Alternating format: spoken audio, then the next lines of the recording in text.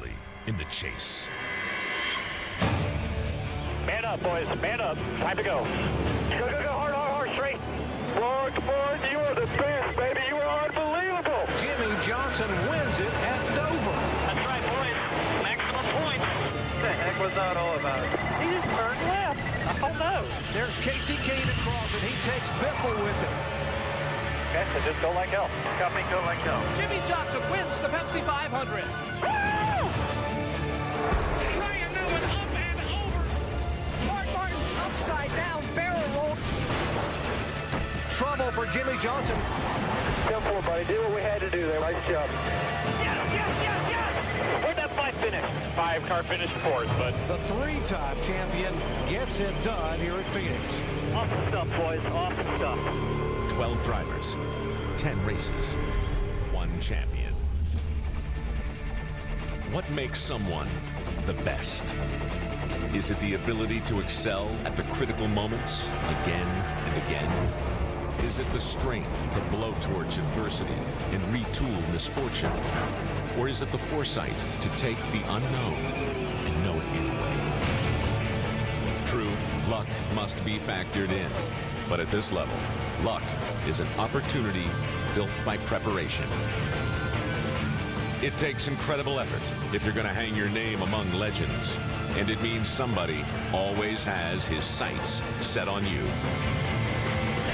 Yes, there's a long list of things that goes into being the best. But by the end of today, that entire list will be summed up in a single name.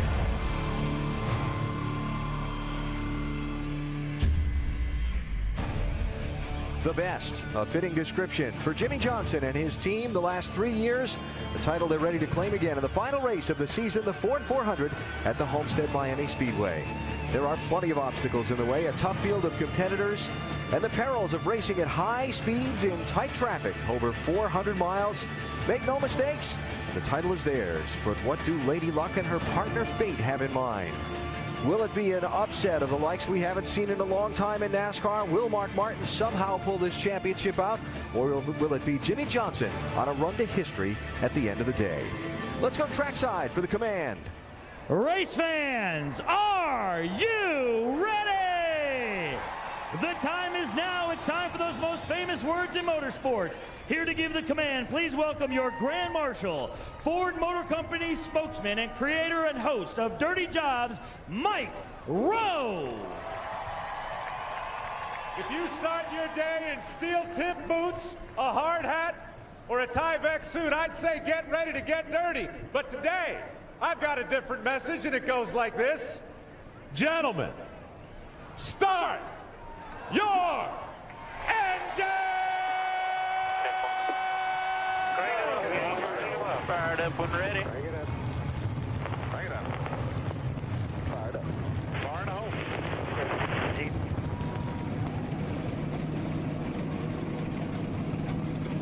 Yes, sir. 1, 2, 3. All right, Curtis, he's on the air. As soon as you... Now that is the way to get a race started. As we get ready to begin the final race of the year, let's go up to the booth to 3 men who have seen a lot of NASCAR history and know all about the ups and downs of Championship Sunday. They've been there and done that. Dale Jarrett, Andy Petrie, and Dr. Jerry Punch. Gentlemen. Thank you very much, Alan. Hello, everyone. Glad to have you folks with us. I want to get my engine started, too, now. Mike Rowe's got me all fired up. Folks, it is just this simple today. No matter what happens in this race, we will make NASCAR history when the checkered flag waves tonight. Either Jimmie Johnson will become the first driver in the 61-year history of NASCAR to win 4 consecutive titles, or we will crown NASCAR's first 50-year-old champion in Mark Martin. Now, guys, break it down for me. How do you see this championship unfolding here tonight? Well, I'm kind of like Jimmie Johnson said earlier. I'm tired of talking about it. I'm ready for it to happen. And far be it from me to tell Jimmie Johnson how to run this race. He knows how to win this championship. But I think that Jimmie's going to lead this first lap. He's going to get those 5 bonus points, buy him a couple of more spots if something should go wrong. This is going to be, though, the longest 3 hours of Jimmie Johnson's life. He has everything right there in front of him, but he can't let his guard down for 1 second. I think we see him be a little bit aggressive at times, but he's just going to do what he has to do. And for Mark Martin, he's going to do what he's done all year long. He's raced with a lot of heart. He's going to go out there and give it all he's got, and he's probably going to have a good shot at winning this race. And if he does, and at the end of the day, he happens to win this championship by whatever reason, you're not going to ever see a happier person in racing. But if he doesn't, he's going to go home a very satisfied person for what he has accomplished this year. You know, aside from the championship chase, there's a lot at stake for a lot of hard luck drivers and teams that have one final chance tonight to make a statement for 2009. And Richard Childress Racing is one of those. They put 3 cars in the chase last year, won races. They haven't done any of that this year. They have not won a race or put a car in the chase. So but they have turned the corner in the last few races. We've seen some life over there, and this could be a real turnaround race for them to go into the off season. So their cars were 1 and 2 in happy hour. They'll have a good shot. Yeah, and you know, as much as we talked about Hendrick Motorsports, 1, 2, 3 in the points, there's a 4th guy over there. Oh, yeah, he happens to be the sport's most popular driver, Dale Earnhardt Jr. Been showing a lot of promise lately. He would dearly like to finish this year in victory lane. And I got to believe the flagship team for Ford, Roush Fenway, has got to be a little bit disappointed with their performance thus far in 2009. 5 teams, yet they have just 3 wins. Yeah, and of course this is Ford Championship weekend. These guys would like to be in victory lane whenever this day is over. They've won 3 races this year, but the 2 guys that won their 11 races last year, Greg Biffle and Carl Edwards, have yet to go to victory lane. They would like to change that here today. Well, let's see if Carl Edwards can indeed change it tonight. His last win came here a year ago. Carl is our in-race reporter and starts 24th in his Aflac Ford. Let's visit with him. Hey, Carl, Dale Jarrett, ESPN. You have a copy? I got you, Dale. Hey, man, thanks for talking with us. Let's get right to the mailbag. And Riley from Tallahassee, Florida asked, you won the Cup race at Homestead last year, and Roush Fenway runs really well there. Can you explain the magic that the Roush cars have at Homestead? I don't know. I hope the magic's still there, though. That's a good question. You know, yesterday we had a great run in the Ortho Fusion. This Aflac Ford Fusion's pretty good. And, you know, I just love this racetrack. You know, we have a blast here sliding around. It's real slippery. You can race anywhere. And, you know, hopefully it works the same way it's been working past history. Yeah, Carl, speaking of last night, we saw you have a great run there, a chance at winning that race. And we saw the racing get very exciting as the sun went down last night. Does the track get that much more grip, and can we expect some of that tonight? Yeah, I hope so. You know, there was one point last night where I was racing with Burton and, you know, and Joey and Kyle, and man, we were having an amazing battle. And I think you're going to see a lot of that tonight, and that just comes from that track being so wide, and the banking here is, you know, perfect for that kind of racing. Okay, Carl, we appreciate you talking with us as always. Have a great day. We'll talk to you later on. Now Andy's going to talk to your crew chief, Bob Osborne. Thanks a lot, guys. Hello, Bob Osborne. Andy Petrie in the booth. You got us? Yeah, I got you, Andy. Pretty low, but I got you. Okay, Bob, we've seen before what Carl Edwards is willing to do to win a race. We saw it at Kansas last year, and we saw it last night. I mean, he was rolling the dice to try to get a win. What are you willing to do down in the pit box to get a win here in this last race? Well, I'm willing to do just about anything to get a win here. I think the key here is, trying something different. I think like trying left side tires on the right or something like that, might win the race. You never know. Well, good luck with that one, Bob, and if you get away with it, it'll be great. But anyway, all kidding aside, good luck today, and thanks for talking to us. Great year. Sandy, I appreciate it. Okay, joining Carl, we'll have onboard cameras in 8 other cars, including both of our championship contenders, Mark Martin, who starts 4th, and Jimmie Johnson on the pole. Back after this message and a word from our ABC stations.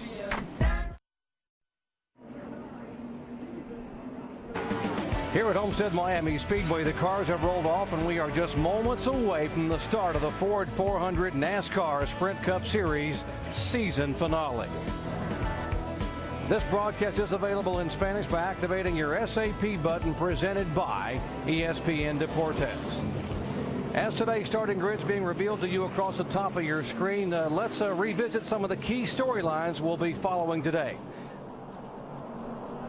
Here's Dave.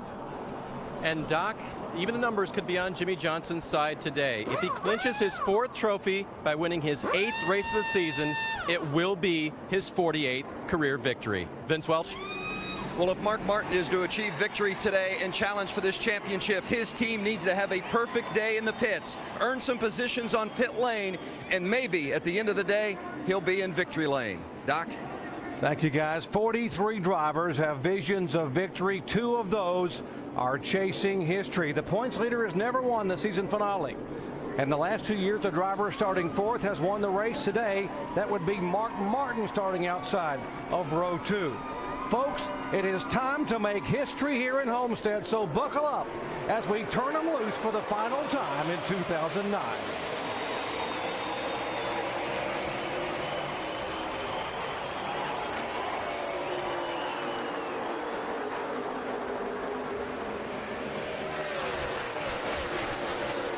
Jimmie Johnson pulling by 4 car lengths. If he leads a lap, the magic number for his championship will change. Mark Martin trying to get there. Yeah, Mark Martin really tried to get there. He got a big start there, spun his tires, and trying to get up there to keep Jimmie Johnson from leading this lap, but he's not going to be able to do it. Jimmy's going to get those 5 points. Jimmy comes down and leads getting those 5 points, and now he only has to finish 27th or better to be the champion. Yeah, and that may sound easy, but these guys aren't geared up to finish 27th. They don't know how to do that. This is what they know how to do, is lead these races. But, man, we have some racing going on. Look back here. 2, 3, sometimes 4 wide already. 33 car. You see Clint Boyer up on the high side. His teammate in front of him, Kevin Harvick, 29 car. And there's Ryan Newman looking for his first win in 2009. And right behind them, I saw Tony Stewart working the top of the racetrack right off the bat. That's unusual to see him doing that. He's usually right on the bottom. You heard Rusty Wallace talk about it. They're down in turn 1 and 2 right now. There's a little more grip there. It's already getting some shade on that part of the track. But as they head down the back straightaway and go into 3, that's what gets the most sun, the slickest part of the racetrack.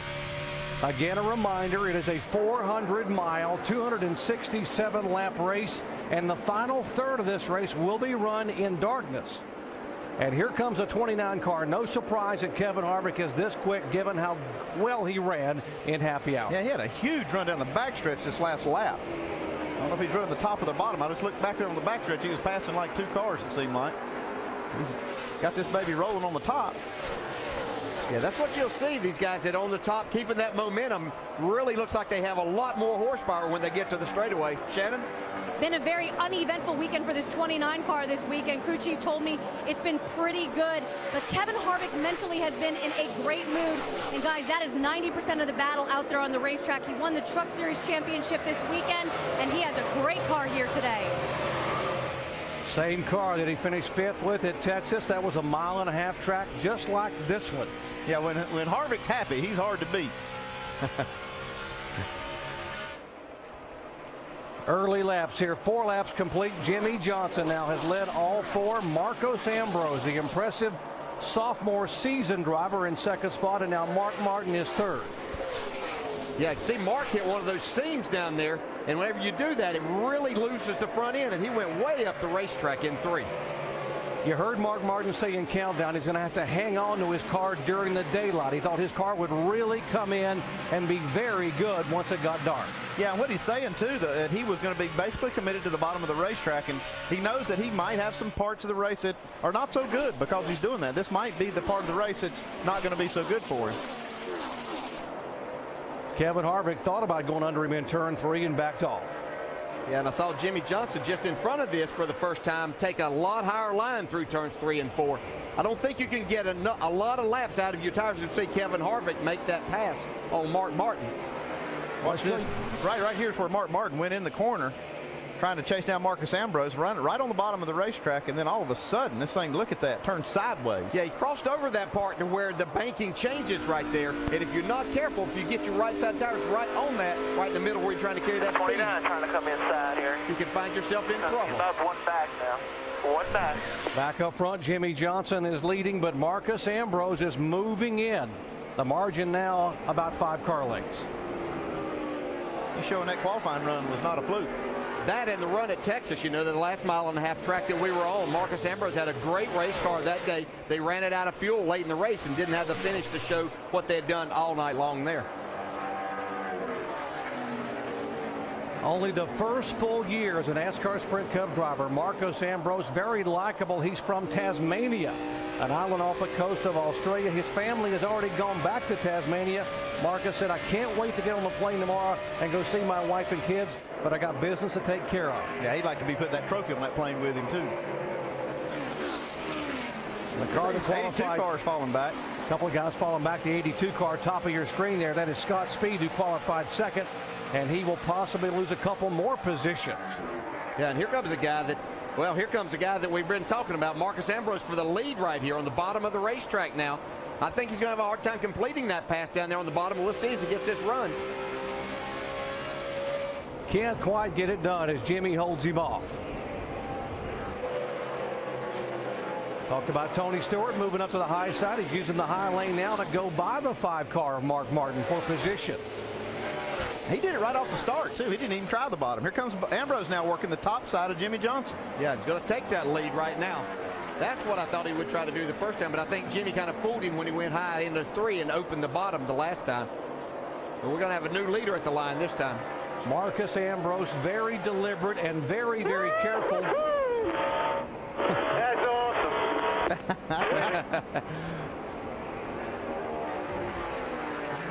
When he passed Jimmie Johnson in Bristol, Tennessee, folks, back in August, he did the same thing. He said, "Jimmy who?" as he went by. And now Marcus Ambrose, one of the most colorful characters in the garage area, is our leader here at Homestead.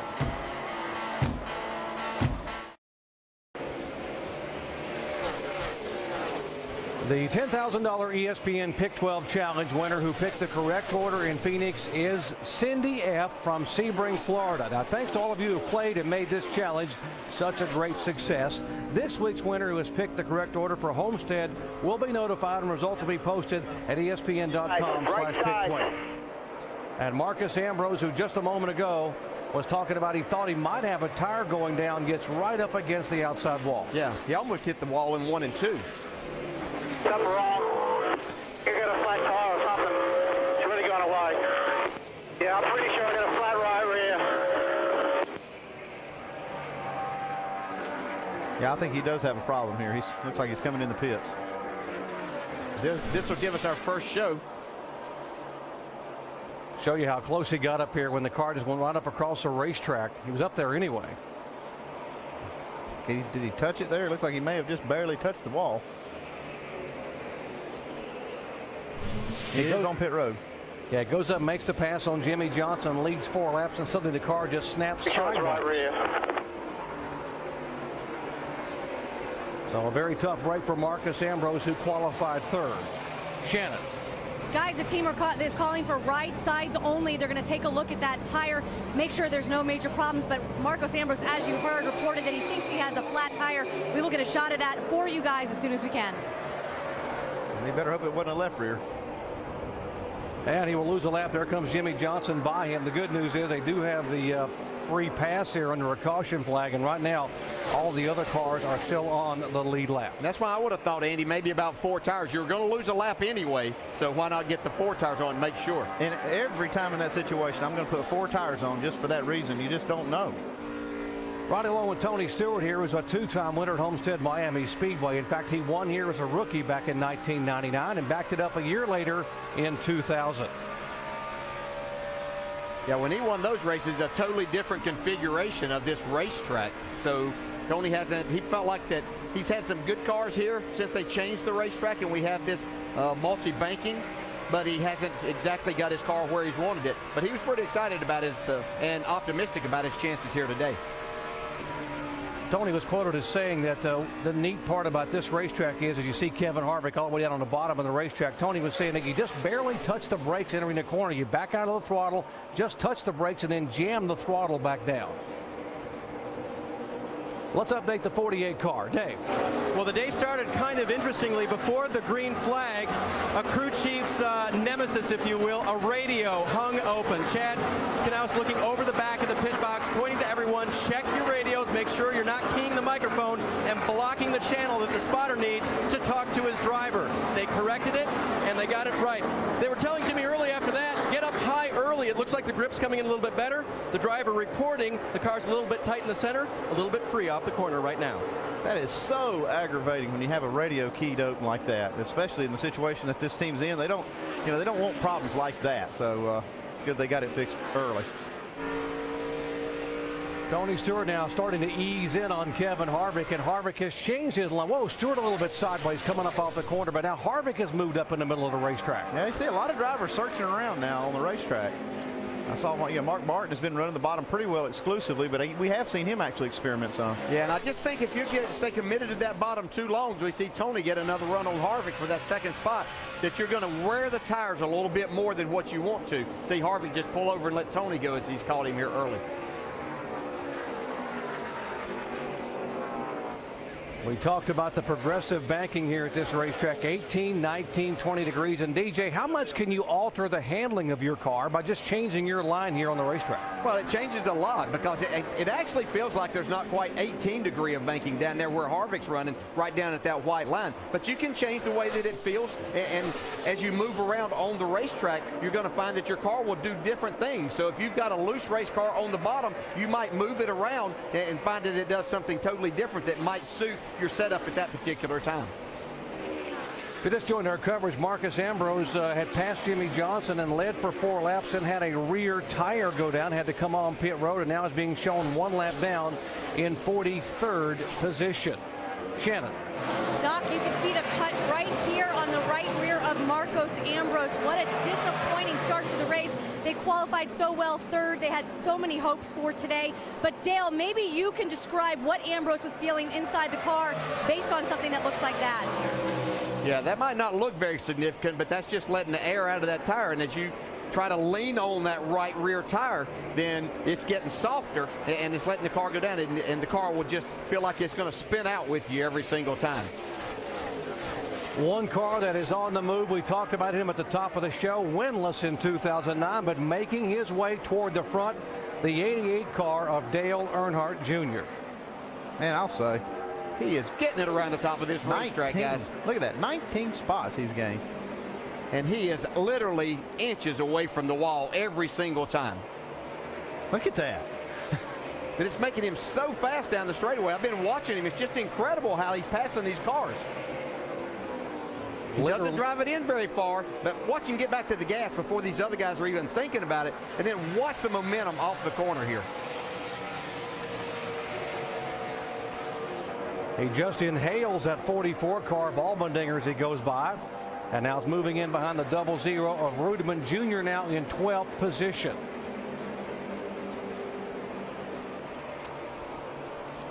Well, the man who's chasing history here, trying to win his 4th consecutive championship, Jimmie Johnson, won the pole on Friday, was very good in happy hour on Saturday, and right now he is being shown as our leader here. He has led twice for 21 laps. The differential point-wise, 143 points back to Mark Martin, who's being shown in 4th spot.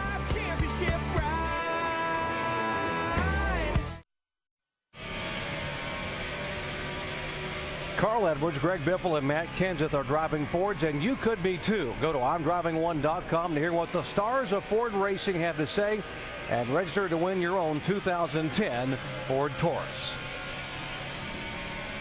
That is Greg Biffle you're riding with there, back in 14th position. He is a 3-time winner here at Homestead Miami Speedway.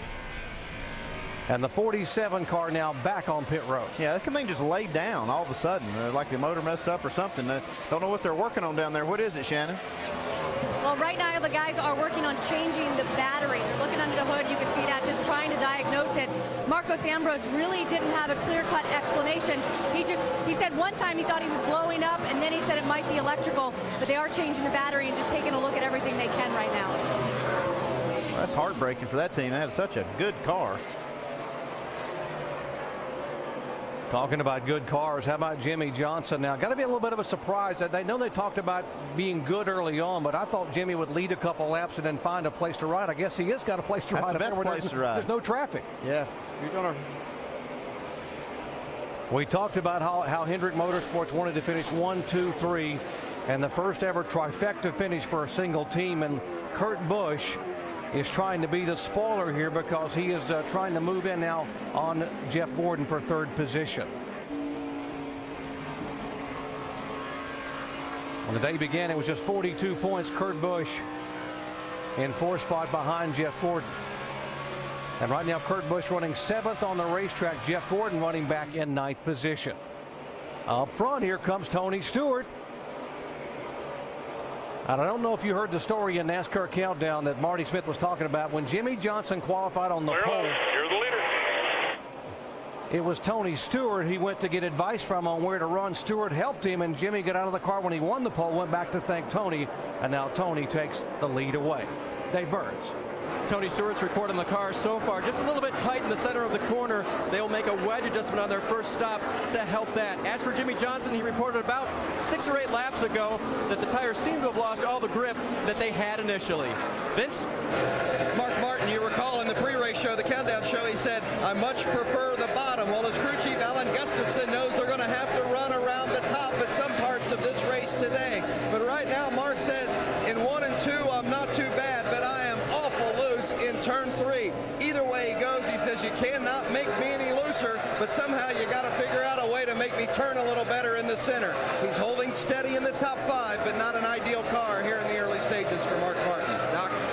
And again, as you said, he said that when it gets dark, our car's going to get better and better. Right now, he's just trying to hang on. He doesn't look too far in the rearview mirror because the guy behind him that's coming is Clint Bowyer in this 33 car there. Andy Petrie mentioned that none of the RCR Richard Childress racing cars had won in 2009, and Bowyer's got a good ride here at Homestead. Yeah, him and Harvick both have really good cars, and so does Jeff Burton. I haven't seen Burton up in the top 10 yet, but I expect to see him up there before too long. Yeah, he's moved up to 15th, and we know that's how Jeff Burton does it. He doesn't have the stellar qualifying effort, but he makes his way towards the front when it counts.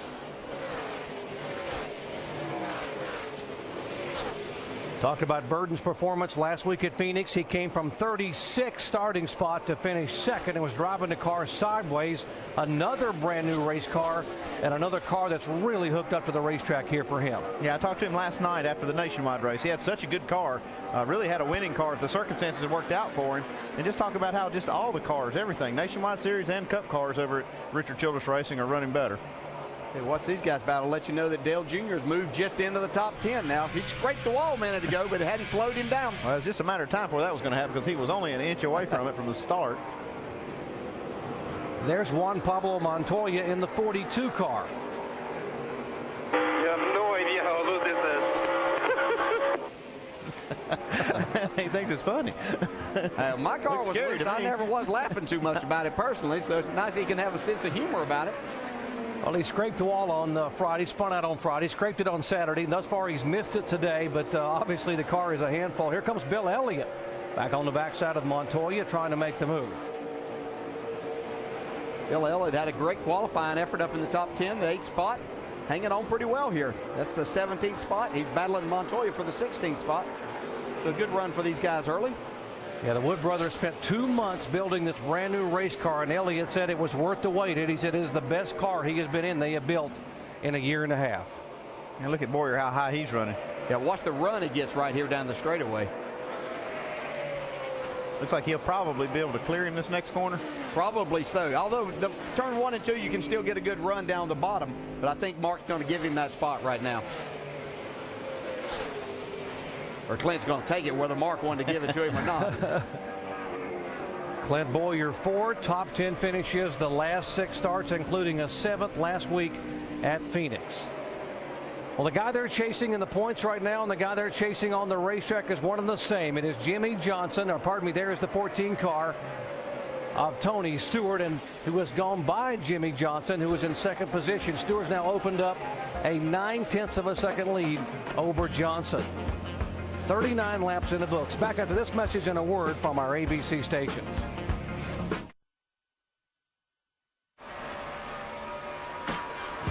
Riding along with the leader, Tony Stewart, as we remind you that Sunday in the comeback story of the year, Whitney Houston performs live. With 5 nominations, will Michael Jackson be the night's biggest winner?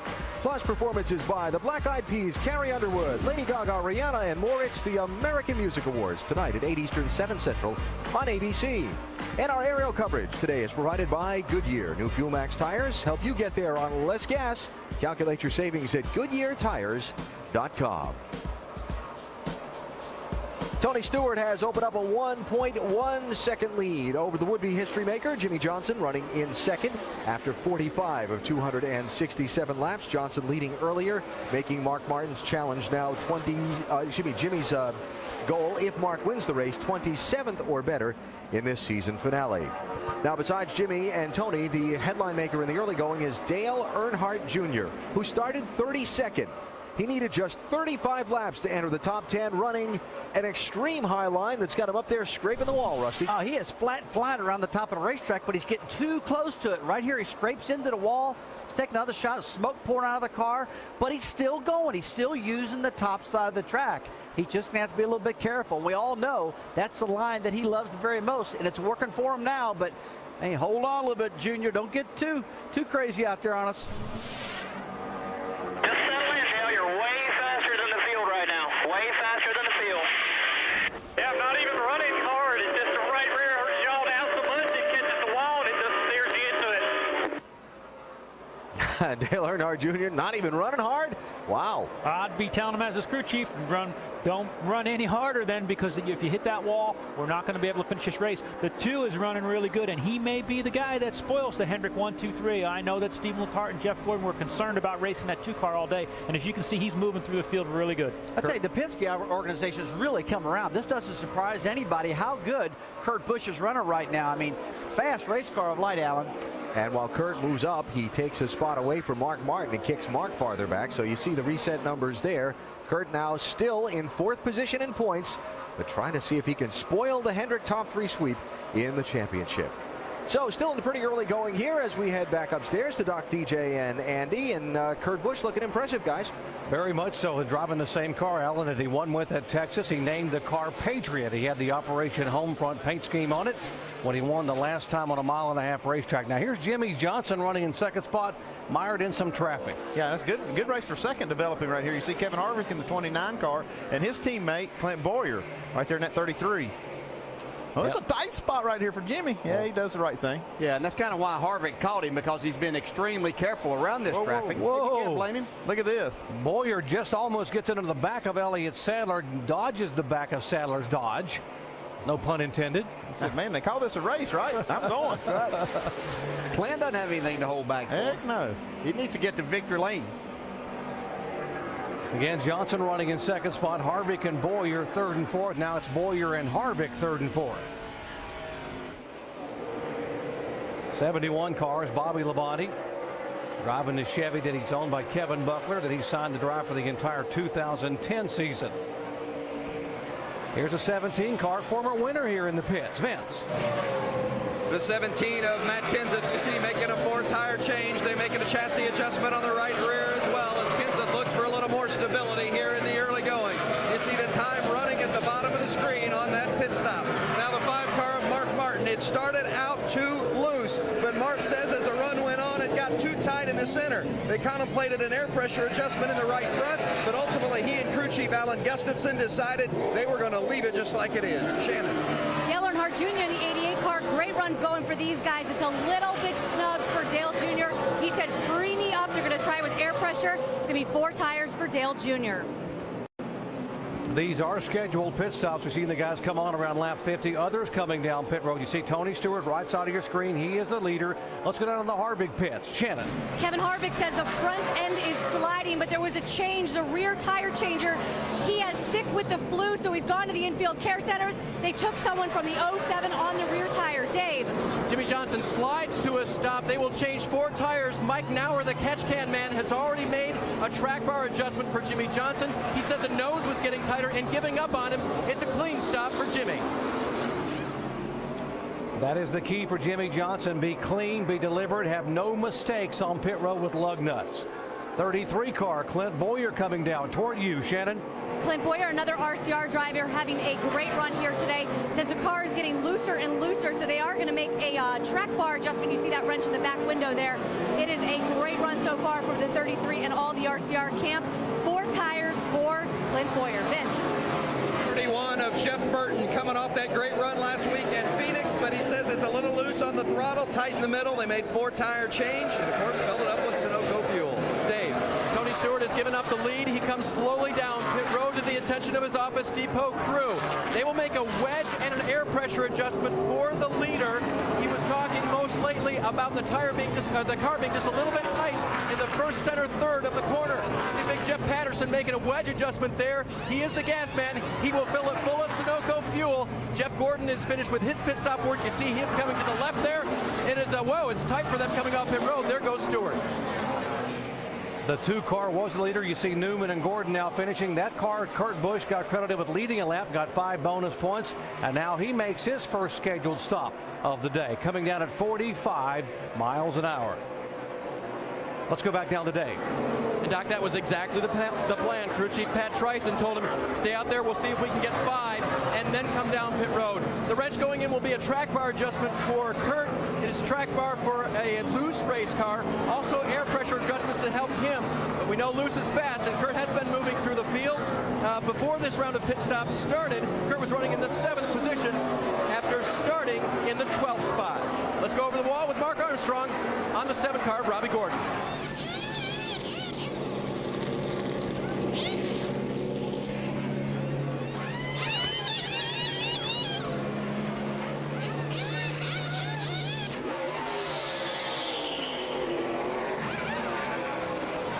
We were trying to count those lug nuts for Hollywood Armstrong, who's the rear tire changer there on Robbie Gordon, who just got back from running the Baja 1000 where he had a top 5 finish. Okay, this is the race for the lead right here. Clint Bowyer had a 12.6 second four-tire stop right there, and that's what's got him in contention for the lead. He also pitted just a lap earlier than Tony Stewart. Harvick, man, both of these guys were behind Jimmie Johnson also as they battle for the lead as they come up on this traffic now. Jimmie Johnson's back in the 5th spot. I saw as he came into the pits and even down pit road, he was extremely cautious, which is exactly what he should be doing at this point in time. He doesn't want a penalty, but I think that he's showing up just what their thinking is now. Yeah, I think that's part of the plan for Jimmy. I think the pit crew also very methodical. 15-second stop. I think that's exactly what they're shooting for. You see Robbie Gordon going a lap down as these guys are still battling side by side. The bottom of the racetrack, Harvick. Up top is Bowyer. And the car in front of them, the 02, David Gilliland, trying to stay on the lead lap. And look at this, man. This is a whale of a race. You got these top 3 right here, and then you got Mark Martin chasing them down. Jimmie Johnson just behind this group. Tony Stewart, who had been leading, now trying to decide, where do I go? Do I go between them when one goes high and one goes low? Yeah. Now Mark Martin being shown in 4th position, Jimmie Johnson back in 5th. That means that Mark Martin would gain something. Of course, now Jimmie Johnson has led a lap. He has the 5 bonus points. Mark is yet to lead today. And Mark would love to get up there and battle for this lead and get those 5 points. Yeah, he did a great job getting on and off of pit road even to have these guys in sight, because he had lost touch with the leaders for a little bit there at the end of that first run. Here comes Tony Stewart on the inside.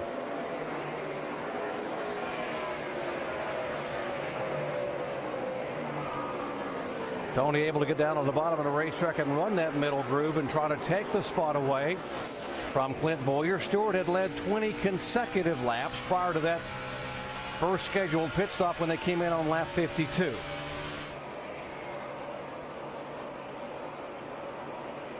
Well, it has to be pleasing for Richard Childress and this entire organization to see these cars up here battling for the lead.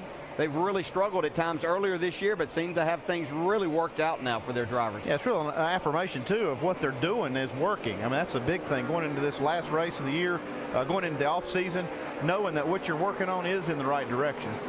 Tony Stewart now middle of the racetrack. That's Michael Waltrip up high. Tony in the middle as they attempt to put Michael Waltrip a lap down. Harvick able to make the move, and now Tony still running in 2nd position. We have had 6 lead changes, 6 different leaders. Mark Martin sneaking in the picture here. You heard of Mark Martin telling the crew during that pit stop he did not want to change the car at all. Thought the track would come to him. Right now, everyone is chasing Kevin Harvick up front. Back in a moment.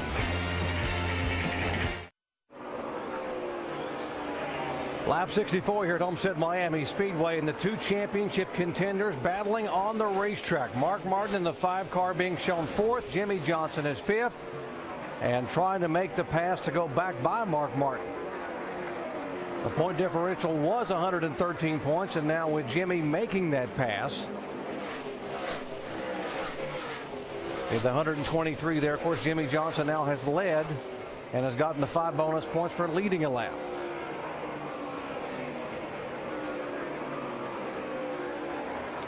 Moments ago, we had a lead change. Kevin Harvick was being shown as the leader, but Tony Stewart now has driven his Chevy back by. See Tony working the top side of the racetrack, gets a good run down the back straightaway. See, Tony's really not driving this car into the corner very hard. Look at him get back in the gas so much sooner than Kevin Harvick right there. He's just making the straightaways even longer by being able to do that.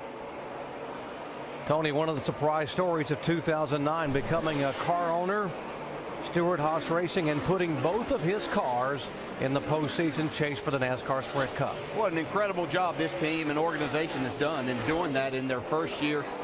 That Tony winning races. It's just been amazing what they've been able to accomplish. I look for them, obviously, to be a championship contender next year for both of these as they get even more experience. Yeah, 4 wins for Tony. Pocono, Daytona, Watkins Glen, and the last time he won a race was a 1.5 mile racetrack.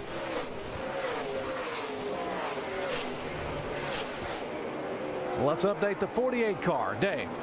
Good pit stop for them. Jimmy said, I definitely got the grip back that I was looking for.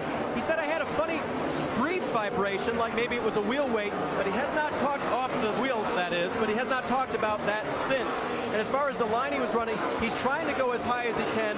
Chad Knaus told us this morning that he would either need to run extremely low or extremely high. Jimmy's been sort of in the middle high up to this point. Vince?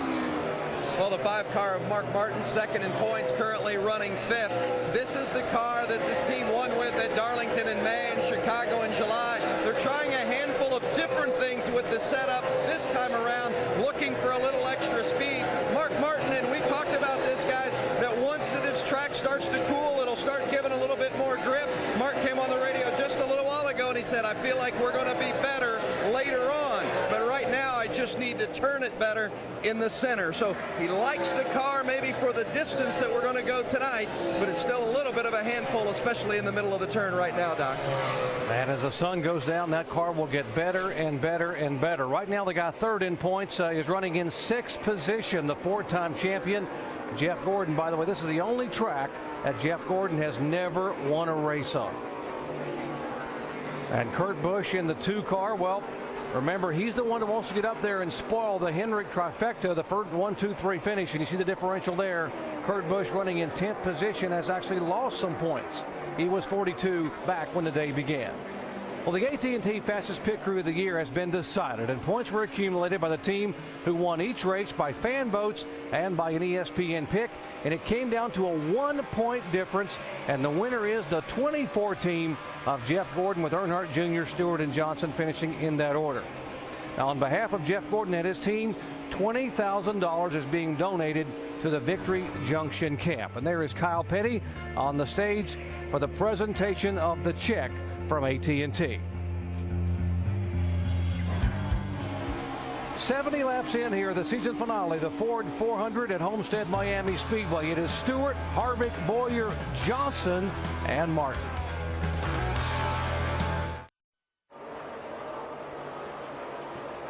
We're past the 100-mile mark of today's Ford 400, the final race of the season for the NASCAR Sprint Cup Series. On the right, the race leader, Tony Stewart. Up on second place, Kevin Harvick by 2.3 seconds. On the left, the top 2 in the championship, Jimmie Johnson and Mark Martin, racing for 4th and 5th positions on the track from the pit studio with Rusty, Brad, and Ray. So far, all Tony Stewart's way. What about the 2 championship guys? What have we seen from them so far? Right now, they're being patient out there, Alan. They know that when darkness comes, these cars are going to handle it completely different. I've talked to Johnson and Mark Martin. They're going to try to primarily stay on the bottom of the track.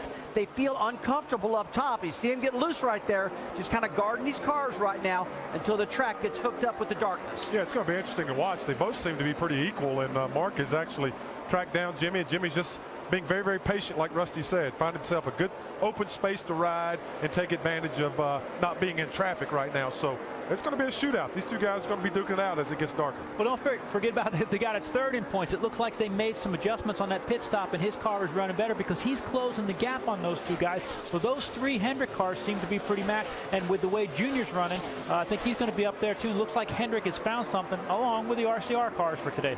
One of the things that goes along with the last race of the year is drivers' last drives with people they've been with or rides they've had for the year before they go separate ways. Martin Truex Jr., his last ride for the Earnhardt Ganassi team in this 1 car before he moves on for next year, and it started off awfully well.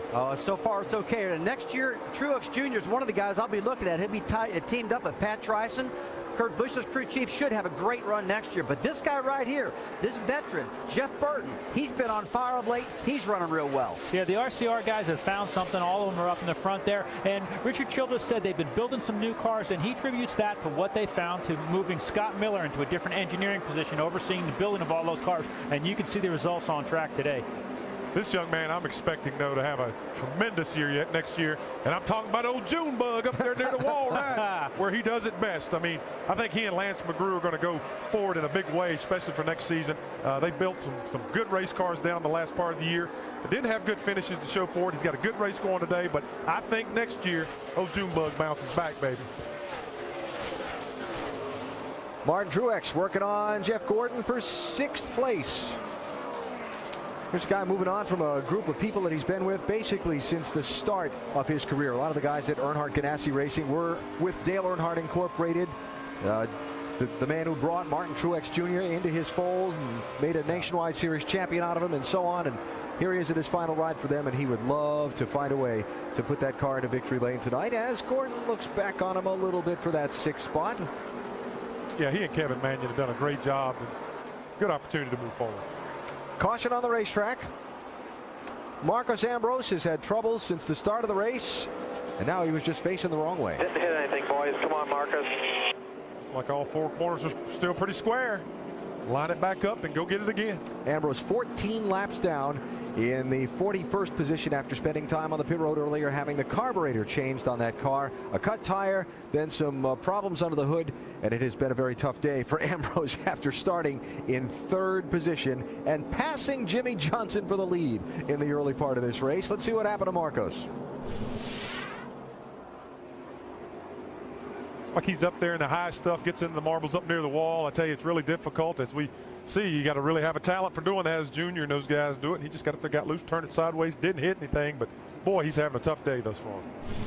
The day he was hoping for with that great qualifying run and great starting position. So after 100 miles already, and we just get to the first caution flag of this race. Now, this is one of the key pit stops, guys. These guys need right now to start keeping up with this racetrack, making adjustments, maybe loosening the cars up a little bit, tighten them up, whatever your car needs. But the temperature's changing, Ray. It is changing, Rusty, but you don't want to take too big a swing out of it because the sun is still out. And guys like Mark Martin, Jeff Gordon, Jimmy Johnson, they know this race is going to finish with the lights on, so they're not going to take a big swing at it. They've got a comfortable spot, and they're going to make sure they ride on it without over-adjusting. That signal you saw the NASCAR officials giving to some of the pit crews a minute ago is allowing them the extra man to go over the wall to clean the windshield for the drivers.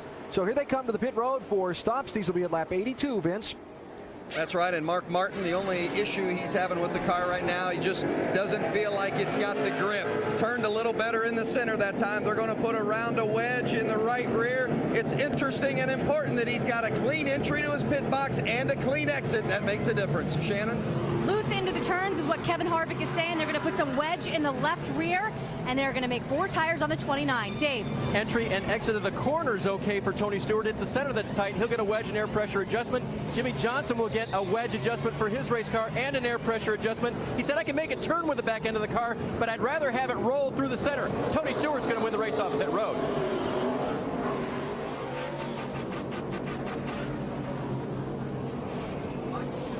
Race off of pit road. There's Tony Stewart. He wins the race. You see Martin gaining a position. Johnson back 1. Kurt Busch up 4 positions.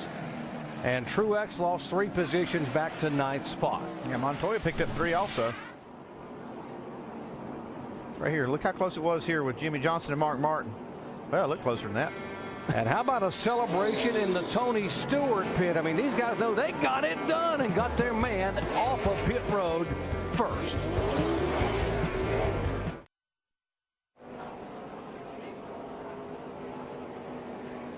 Under caution for the first time today, the Ford Taurus pace car leads the field around here. 84 laps of 267 are in the books in the season finale. The Aaron's Lucky Dog free pass goes to the 82 car. He was the first car a lap down, and Scott Speed able to get back on the lead lap, now giving us 31 cars that are now on the lead lap. Let's compare some pit stops. We talk about some of these guys being conservative, particularly Jimmy Johnson, and is it costing him a little bit in the pits? Yeah, they're being very methodical about how they're doing this and going about the race. But Mark Martin, on the other hand, his team's pulling out all the stops, and they've made up 5 spots so far. I think one important thing you mentioned there, Doc, 31 cars still in the lead lap. That means a flat tire or anything like that puts Jimmie Johnson outside of that 27th place that he needs to finish right now. And in 3 of the last 4 times we have run the season finale here, we've only had 5 or fewer cars DNF. That's critical because a problem in the last couple of laps for Jimmie Johnson could hand the championship to Mark Martin. Getting set for the restart here. Tony Stewart, double foul restart for the first time at Homestead Miami Speedway history. In the NASCAR Sprint Cup Series, Stewart takes the high line.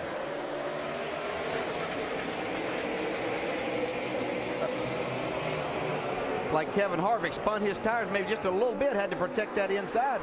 Didn't spin it long. Beat Tony Stewart's turn 1. They're spinning now off turn 2. He's got the lead. Harvick pulls up in front of Stewart. Here comes Harvick's teammate Clint Bowyer down, and Jimmie Johnson behind Stewart. Yeah, it's interesting to see if Jimmie Johnson was going to be aggressive on this restart or if he was going to hold back. Well, he feels like the best place to be is up there towards the front. He's driving hard. Tries to take that 3rd spot away from Tony Stewart. Juan Pablo Montoya also getting racy. A lot of fans here in South Florida for Montoya, who lives here in Miami. Yeah, I heard the driver intros. A lot of people cheering for him. Look at this. 3 wide. Jeff Gordon down on the inside of the 31 car of Burton. Yeah, Kurt Busch up into that 4th spot. He had a great pit stop. He's taking all advantage of that as he goes for 3rd.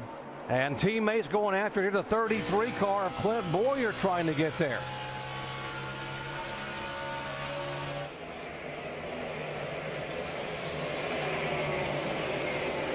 You see Montoya making the move on Stewart. Wasn't Stewart leading this race on the restart?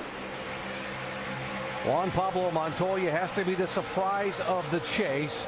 5 top 5 finishes in 9 chase races. And now he's working on the 2 car for position. That would be for 4th spot. No wonder he was laughing when he said his car was loose. He knew it was going to come to him. Jimmie Johnson now hugging the bottom of the racetrack. Will try to slide up and take a spot away from Bowyer. That would be 2nd position. I don't know if Jeff Gordon had a problem there, if he's just in that corner, but he's really slowed up.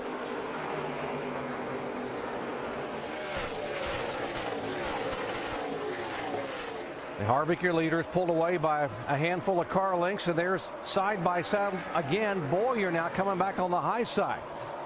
You see on the left side there, Jeff Gordon, you see him backing off the gas, getting in the corner. He's definitely holding this group up. Don't know whether he's got a problem or just this set of tires is not agreeing with him. The Allmendinger slide up in front of. Take the flag. Let's come on a pit. We'll get the wave by. Don't wreck this thing. That was Steve Letarte.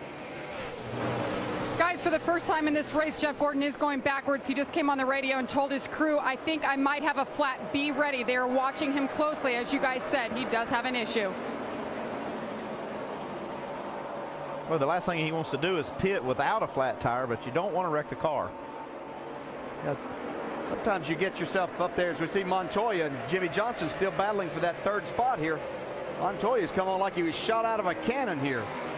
Juan Pablo Montoya knows that I know you want to win a championship, but I want to win a race on an oval. I've only got 1 win in Cup, and that came at Infineon on the road course. Man, I know Jimmy wants to be aggressive, but this is not a guy to be messing with this part of the race. Let's update Montoya. Shannon. The team is also keeping their eye on Tony Stewart in the 14 car. They want to finish in the top 5, mainly because, guys, there's a bonus for the guys back at the shop if they do finish in the top 5, and the team really wants to be rewarded for this season. But Juan Pablo Montoya, a little under the weather this weekend, despite being home and having so many family and friends here. He actually received an IV last night. But you know what they say? Sometimes we see drivers actually have better races when they're not feeling good.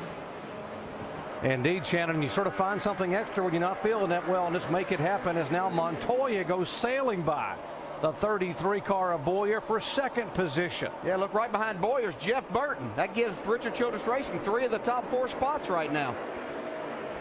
Jeff Burton was the fastest car in happy hour in final practice here on Saturday. He qualified poorly back in 26th position, which is sort of typical for Jeff Burton, but he doesn't stay there very long. I'll say poorly. He might not think that's true. Poorly on Jimmy get loose off turn 2. Yeah, the 48 car getting a little sideways. Everybody getting racing. Now Burton goes down and will take that spot away from Bowyer, 3rd position.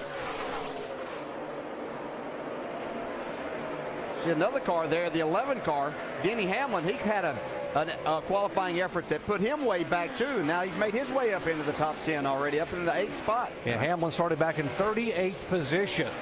I can't remember a mile and a half that we've seen race this good lately. It's a great race. It's all over the place here. I mean, it just, there's so many grooves here, and you get your car hooked up, man, just makes it great. A lot of fun for the drivers. You mentioned they changed this configuration entering the 2003 season here to add the progressive banking, and it's really changed the racing here. It has, and the drivers all like it, but I think the biggest thing is it has changed the racing. We didn't see this much passing in an entire 400-mile event when the track was a lot flatter than this. And give a call to Goodyear, by the way. They brought a new left side tire here, that not one they run last year, the one they ran at Texas, Andy, that added a lot of grip for these cars. Yeah, they brought a better left side tire. It has a little more grip, a little softer left side, and that's really, I think, enhanced this racing we're seeing. I think that's a big reason for it. I can tell you, Jimmie Johnson, as we look here, Tony Stewart to the outside, Denny Hamlin to the inside. That's not a position he wants to put himself in. That's 4th, 5th, 6th, 7th, and 8th on your screen. And Jimmie Johnson right there in the eye of the storm behind the 2 car and right in front of Tony Stewart. Again, if you just joined our coverage, Jimmie Johnson did lead early, so he's gotten the bonus points for leading a lap. He only has to finish 27th or better to win the championship.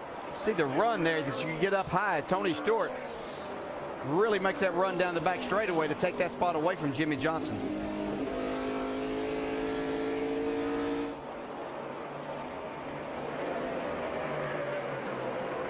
We might mention Jeff Burton now starting to ease in on the second place car of Juan Pablo Montoya.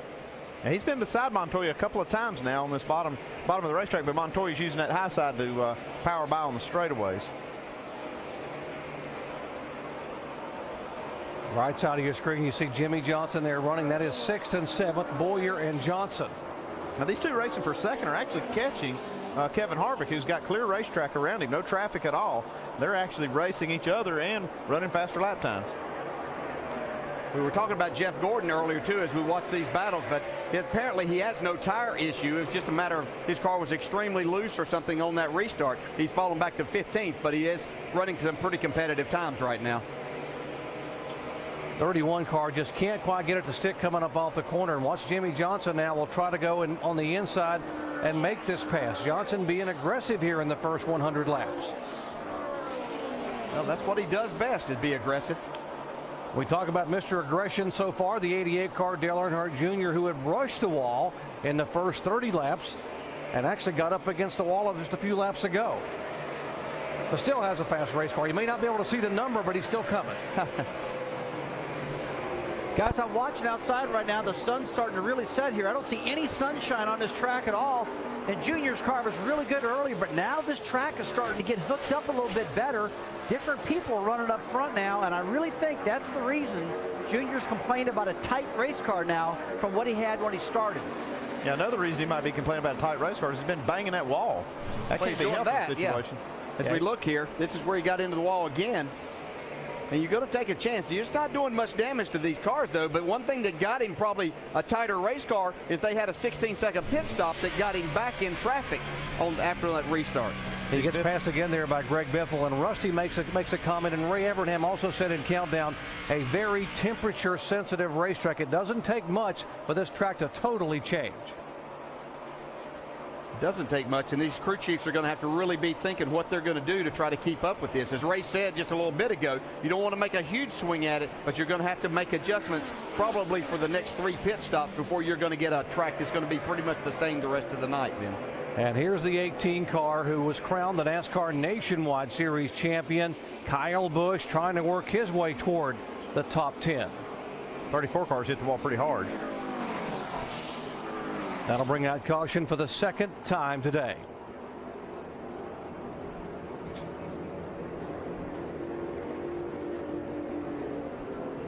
Now that contact there could be devastating for Brad Jenkins, who owns this car, because you got to be in the top 35 in owner points to be guaranteed to be able to be guaranteed to start the first 5 races for 2010. And this car right here was sitting on the bubble 35th in owner points. And he's got a lot of damage. You see now he's getting more. That tire up right front explodes now, makes a big mess. But he had a good cushion on that 35th coming in here, so it's going to take Scott Speed's team. That's the only one that can pass him. They'll have to have a stellar race today to take advantage of this. He was still on the lead lap at that time, but that's why he was trying to stay out there that time, as you see the tire come apart and blow the right front fender off this thing. This is a big break for Jeff Gordon also. He was really struggling that run. Come in here, get a reset, get some more tires. See debris all over the racetrack, and there's just pieces of debris off of that tire. Watch it again, just rip the fender off. This is why you hear the crew chiefs and spotters say, hey, just take it easy, get it back to the pits. Don't let that tire blow out, because when it happens like this, I mean, man, they already had enough damage without this. They were going to be able to maybe bang the fenders out and reset the toe and go back, but now they've got some big problems with that fender. Yeah, he's finally made it on the pit road, but they're going to have some significant repairs to be done. Now, these guys are waiting to service their cars, and as you heard Rusty say, a lot of adjustments need to be made now because the sun going down, not much sun on the racetrack, and the track really starting to change. Here's Kevin Harvick, Montoya, Burton, Stewart, and all the lead lap cars coming down at 45 miles an hour. Vince. Well, when crew chief Alan Gustafson met with his crew today before this race, he said one thing we got to do is let it all hang out and be perfect in the process. So that means no mistakes on pit road. They picked up a spot for the 5 car last time, but they need to make a track bar adjustment and air pressure. He's plowing the center. Shannon? Harvick needs more rear grip. They're going to go up on the track bar 4 tires. Dave. And Tony Stewart had a car that came to him late in the run. They'll make an air pressure adjustment for him. Jimmie Johnson's car was a little bit snug in the center of the corner. Air pressure adjustment as well. He had to come around Kurt Busch, who was already on pit road and lost a little bit of grip in that right rear. Kurt having a good stop, but Kevin Harvick is going to be the winner on this round of pit stops. Very close between the 31 and the 14, and Burton will get it by just inches over Tony Stewart. Yeah, we heard Bob Osborne say he would do whatever it took to win this race. Took 2 tires right there, gained 17 spots. Well, the race-off was very close, and the drivers know, but you got to be really careful, I guess, DJ, and resist the urge not to speed. Yeah, you have to really be careful there because these lines are in different places, and you have to be extremely careful. Under caution for the second time today. Back in a moment.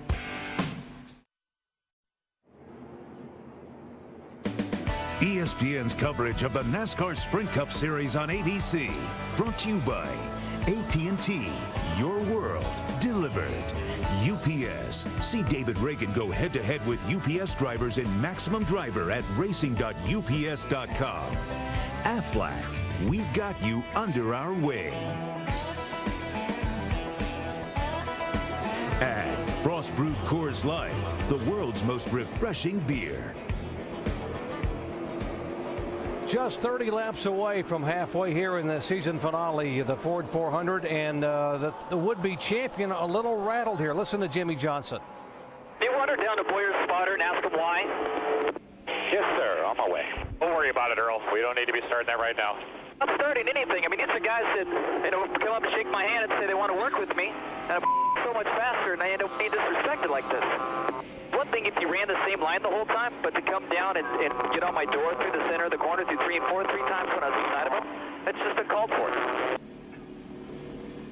Talking about the 33 car, Clint Bowyer, and Jimmy a little bit frustrated about how close the 33 running to him. Yeah, I can kind of understand that a little bit from Jimmy's side, but coming from Clint Bowyer's side, he really doesn't care a whole lot. He just wants to go forward. And if he can take advantage of Jimmy, he's going to do it. First time we really hear our champ a little bit aggravated by things happening, but you're going to have that. Maybe some of the pressure. How about some of these pit stops? The 2 tires by Edwards. Look at these teams getting it done. Under 13-second stops for 4 tires, but you see Carl Edwards getting 2.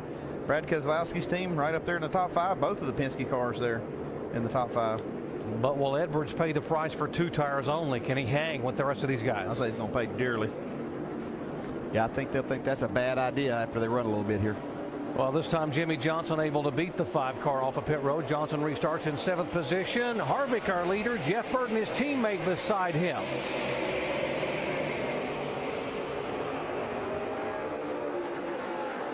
Tony Stewart, 2nd spot, side by side. Hamlin and Burton for 3rd position.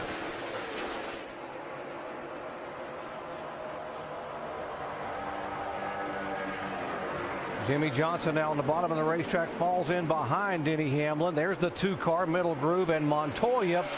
Again, Montoya aggressive, looking to the inside of Jimmie. I'm just saying, I would not mess with Montoya if I was Jimmie. I don't think Jimmie wants to. He's just in that position right there. So you can't just back out or you get run over from behind. It was just a little bit of a tap at Texas 2 weeks ago to totally change Jimmie Johnson's day and change the complexion of the chase. And Jimmie can ill afford to get bumped here in the finale at Homestead. Right now, we still have 37 cars on the lead lap. See, Bowyer, oh man, he's just about slides up into Jimmie off the corner. Yeah, we had 6 cars to take that wave around. That put more guys on the lead lap once again.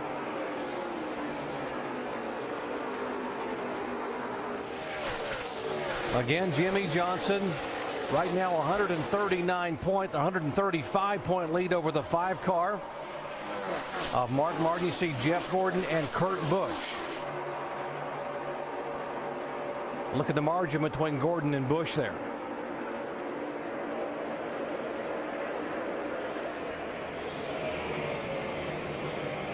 See that 11-car Denny Hamlin? He's made up 35 spots since the start of the race. Caution again. 47 car, we are told, has had more contact with the wall, and it will bring out the yellow flag for the 3rd time. How about a tough day? Marcos is having that. It started out so well with him being able to qualify 3rd, his best qualifying effort on an oval. Previously, he had qualified 3rd on the road course at Infineon. Passes Jimmie Johnson to take the lead and leads 4 laps and suddenly cuts a tire, and it goes downhill from there. We can show you what happened to Marcus here, the latest incident. Top of your screen there. See him slide up and just rubbing the concrete. Yeah, and that was a pretty significant hit there. One that could take some sheet metal away, and so NASCAR had to throw that caution in case something came off of the car. Really not what Jimmie Johnson wanting to see. It was more cautions where we have more double file restarts. And more cars getting on the lead lap because the lucky dog is that guy, Reed Sorensen.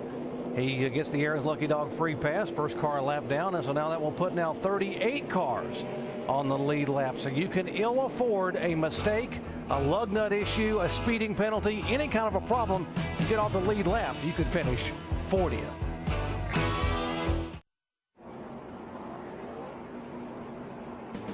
Welcome back to Homestead Miami Speedway. Under caution for the 3rd time today, and 18 cars have been on pit road, including the 99 car of Carl Edwards, the Ford 400 here under caution. Let's visit with Carl. Hey, Carl, Dale Jarrett, you have a copy? I got you, Dale. Okay, saw you come back down. Saw you take 2 tires last time. Did that not work too good for your car? No, that was working pretty terribly. So we got fortunate to have the that caution there and get some tires. Looked like a lot of guys came behind us. So now I feel like we're back in the game here. Track starting to change as the sun's going down? I sure hope so, because what's been happening has not been good for us. So we need it to change a little bit, and maybe it will. And I'm pretty certain that it's gonna. I just don't know what it's gonna do. Okay, hopefully you got it better. Good luck, man. Forward. We'll talk to you later, maybe. Carl Edwards, who won this race a year ago, won 9 races last year, has been shut out of the win column here in 2009. Seen this 88 car on pit road. They've been working on it. Sat down there for a good while. Let's update this with Shannon. Junior really complaining about some tight conditions on the 88 car. So Lance McGrew believes they may have knocked the toe in or the toe settings off when he hit the wall. So they came down one time, they took some tires, brought him down a second time to check those toe settings to also make a chassis adjustment, trying to get this car fixed up for Dale Jr., who's just really struggling with the 88. Thank you, Shannon. He'll fall back in at the back of the field. And our aerial coverage from high above Homestead, Miami, provided by our good friends at Goodyear. New Fuel Max tires help you get there on less gas. Calculate your savings at GoodyearTires.com. 37 cars on the lead lap. Dale Earnhardt Jr., you saw him pulling in. He is the last car on the lead lap. And the reason so many are there is because of the waiver route. Something else NASCAR added with a double file restart. It allows guys to get their lap back, providing they don't come on pit road until the green flag waves. Kevin Harvick and Jeff Burton, teammates side by side, first and second. Yeah, Jeff Burton really spinning the tires. Tony Stewart gets into the back of him right there. Montoya pulls to the high side of Stewart. Now we'll try to challenge Stewart. A lot of valuable time lost. See, Tony Stewart now sliding back, driving back by the 48 car. You can see Jimmy, he wants to get clear and get himself in a good position, but these double file restarts got a lot of guys that have an agenda. They want to get to the front. And he's finding himself 2 and 3 wide almost every lap on these restarts. And probably right around the most aggressive driver on the racetrack, that 42 car. Yeah, and another one right behind him there. Kyle Busch is starting to get up in the mix. And they've warned Kevin Harvick on the restart here about you got to maintain your speed coming down to get the green flag. Harvick the leader. Hamlin now in second spot. Third position is Burton. Fourth is Kurt Busch in the 2 car.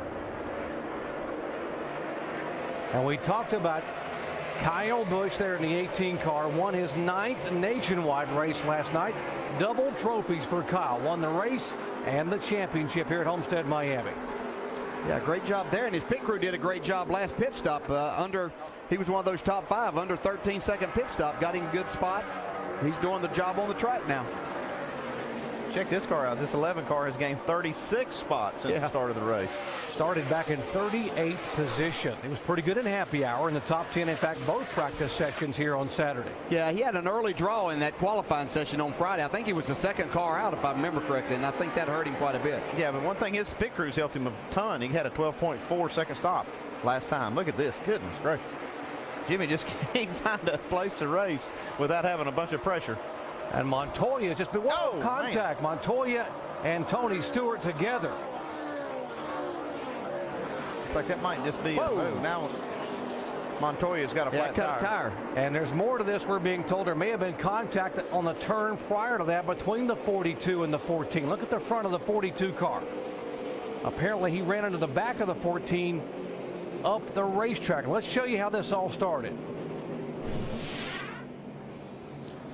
Now watch at 42. See, Tony pulls right up in front of Montoya there, with Montoya having a little bit of run. Yeah. That's pretty general for a driver to slide up like that. You know, the guy that has the run, you kind of have to understand that he's going to give you a little bit of room. Okay. There's your payback. Tony wasn't appreciative of that at all. And that cut the right front of Juan Pablo Montoya's car. It sends him into the wall there. Clear. Looking back from Jimmy Johnson right in front of this. And Montoya will slide all the way up right into the wall because of that cut tire. Yeah, if you're going for a championship, that's where you want to be looking at. It's in your rear view mirror. And Montoya needs to be careful getting this car down to the pit stall so he doesn't blow that right front fender off. That's a pretty hard hit. They're going to have to do some body work on that. Again, Juan Pablo Montoya coming in here sixth in the point standings. Here comes Jimmy Johnson. And as they head down pit road, let's go down to Vince Welch. Well, Mark Martin has fallen out of the top 10. His car is not handling. Crew Chief Alan Gustafson and Mark both agree we got to make some major changes. Mark said, let's take a big swing at it. They're going to make a wedge adjustment, and they're also going to get a rubber out of the left rear. That's how much this car is wicked for Mark Martin. They've got to make the changes. Dave. Trouble on pit road for Elliott Sadler. This car was actually on fire for a second. Damage on the front of the 19 car. They come out to him, and he's still sitting there. Here's the 14 car. Tony Stewart getting repaired. Jimmy Johnson down and away. Now, one thing that could have happened with that collision was that Montoya pulled in off the racetrack and tried to pull behind the wall. Could have created a log jam and all these cars trying to come down pit road. And Sadler happened to be right there. And now watch the move. Not sure exactly how this happened. You see Montoya there. Well, actually, it's not even part of it. It's just a stack up there with the 96. Yeah, but Menard, Sorensen, Sadler, and Waltrip. That's the chain reaction there on pit road, and Elliott Sadler got the worst damage. Yeah, I just looked up and saw this 19 car on fire and then saw this 42 pull into the garage. I thought maybe he caused it, but he was no part of it at all. Sort of fitting the way Elliott Sadler may have ended his year. He could not buy a break here in 2009. They've closed the pit road now because of this, because they've got a car stall. Man, there's a teammate. 43 with a ton of damage also. Man. Reed Sorensen looking for a job for a ride in 2010. Final ride for Richard Petty Motorsports. And they're working on the 88 car, trying to get that repaired. You heard the report about the toe end being out of line because he's bounced it off the wall a couple times. Under caution for the fourth time today here. Incident involving the 42 and the 14. Back after this message and a word from our ABC station.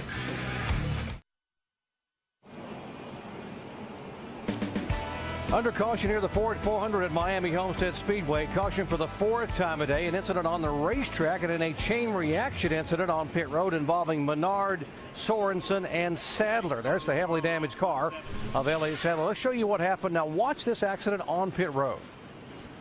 You can see the 96 car really slowed down. Robbie Gordon got in the back of him, and then that just, these other guys really hit hard. You can see the 43 and the 19 teammates have the front end torn up on both of their cars. Jamie?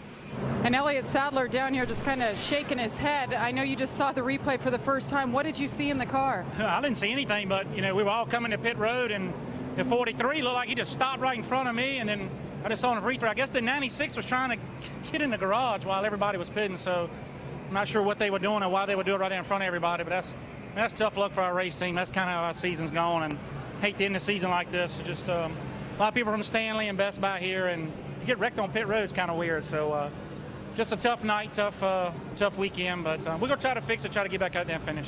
All right, thanks, Elliott Sadler. He's going to try to get back out, as he said, guys. Wow, what a while when a 5-car chain reaction crash on pit road. And let's show you now the points leader, Jimmie Johnson. Under this caution flag a moment ago, he led a group of cars down pit road. Now watch, there's actually going to be 20 cars that stay on the racetrack. The bad news is all these guys stayed out and Jimmie came in. The good news is that Mark Martin also came down with Jimmie as a part of these guys that came on to get tires. Yeah, he led a group. It just wasn't as big a group as he thought was going to follow him down pit road.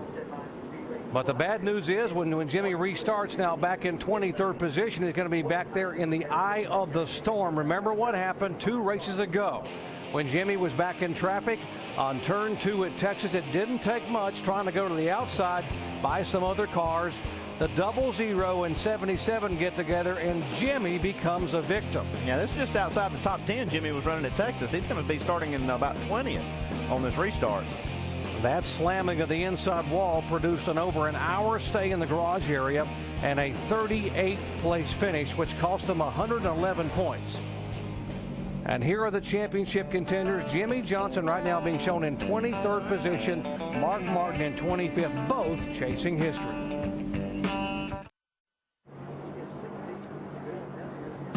ESPN's Monday Night Football. Mike Tirico and the gang will be in Houston as Vince Young leads the revived Titans against Andre Johnson and the high-powered Texans. It's Titans-Texans on ESPN's Monday Night Football at 8:30 Eastern. Coverage begins with Monday Night Countdown, served by Applebee's at 7 o'clock Eastern Time. Let's update Tony Stewart's situation. Dave. Well, I went down to check with Darian Grubb, the crew chief, just to make sure that the 14 was okay.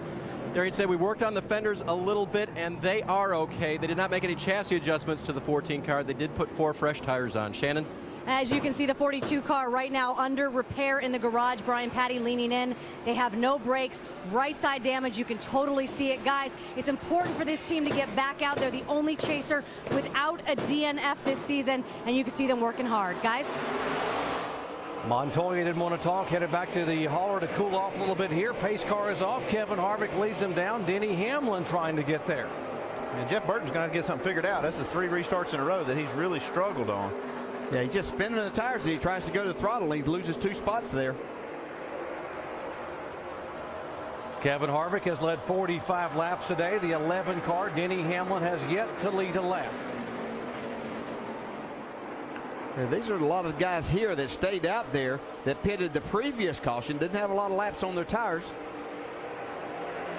See, they're battling hard. And again, Jimmie Johnson mired back in traffic right now in 26th position, I should say. There's Johnson right there in the middle of this mess. Mark Martin on the inside of him there. Johnson trying to slide up behind McMurray, and Martin trying to make the pass. They are 26th and 27th. You can see Jimmy up on that high side. That hasn't been his preference when he's on new tires. He makes it work right there to get back by Mark Martin. Comes Tony Stewart down on the inside. See Mark pulling down on the bottom of the racetrack, trying to take that bottom line in behind Scott Speed.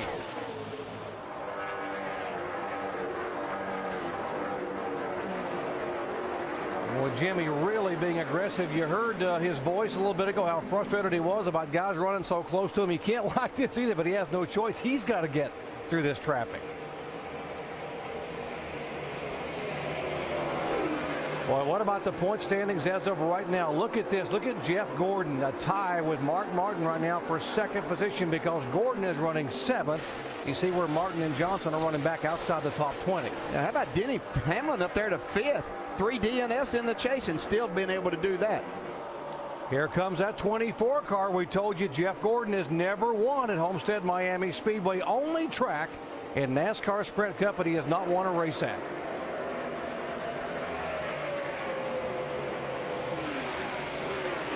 Gordon trying to take the spot away. That's 6th, 7th, and 8th right there on the screen.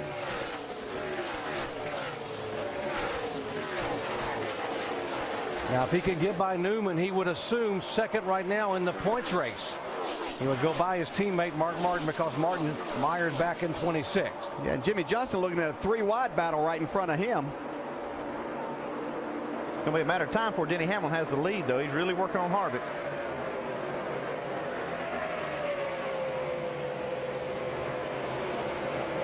Left side of your screen, Gordon now trying to go downstairs, and he's got there 3 wide there as Casey King goes in the middle and takes both those spots away.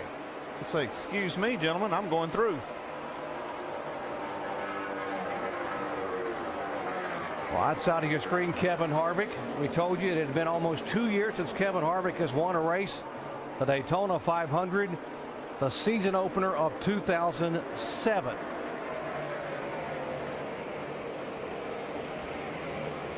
Where is our points leader, Jimmie Johnson? There he comes. 48 car being shown way back outside the top 20 right now in 22nd spot. Dave. That's basically, he hasn't moved since that restart where he started 23rd, Doc. And believe me, they were 3 wide from that first lap into turn 1. Nervous moments for his crew right now as they wait. And Chad Knaus, his crew chief, apologized to Jimmy, saying, man, I didn't know so many guys were going to stay out, but we'll be all right. Jimmy said, it is what it is. We'll make it work. Jimmy makes the call. You make good calls. Sometimes they work for you, sometimes they don't. That's just the way it is, and that was just one of those calls right there at that cutoff when most people would kind of decide to pit, but if they'd run a few more laps. But a lot of cars did stay out there and kind of puts them in a bad spot. See, Jeff Gordon, he'd been battling Ryan Newman there and trying to make that inside work, but Sam Hornich actually goes around Gordon now as he wants to get back to the top side of the track. Keep an eye on the 2 car now. Harvick is your leader. Hamlin is second. Kurt Busch is third. Remember, that 2 car would like to move up and finish maybe third. And right now, he's only 6 points back of the 24 car.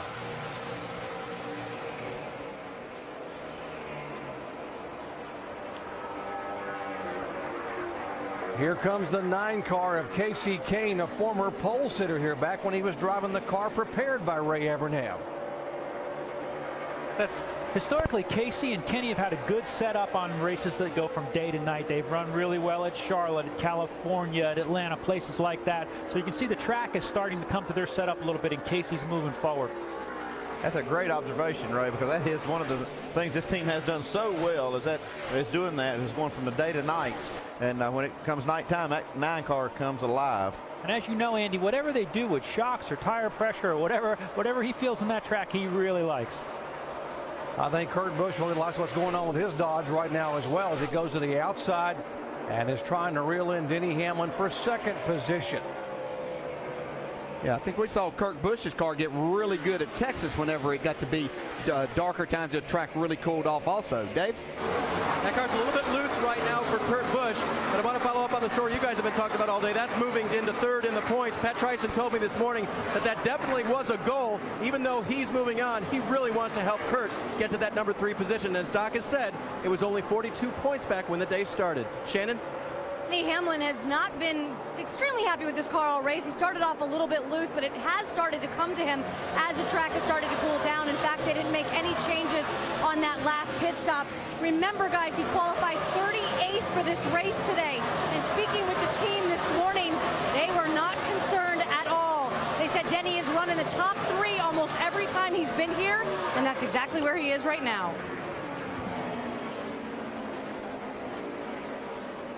So we are just past the halfway point here at Homestead Miami Speedway, and watch the 2 car.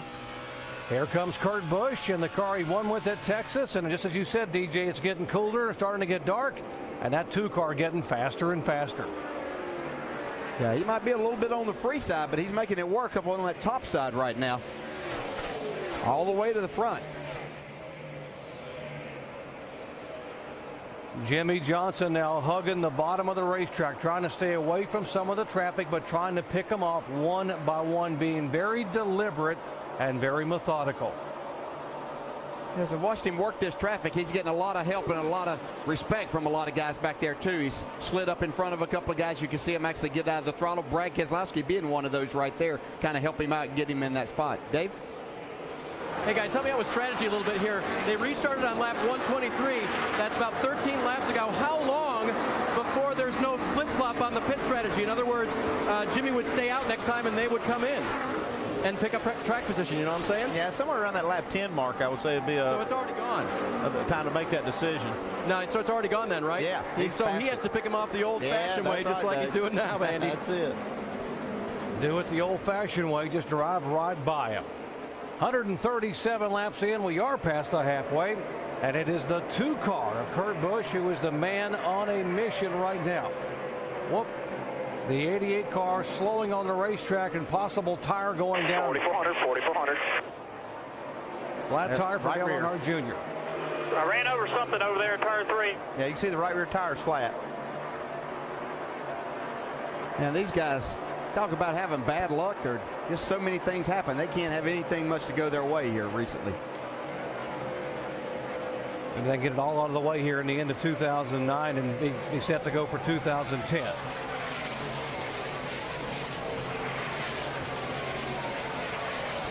Dale Earnhardt Jr. will get 4 tires and lose some valuable laps here under green.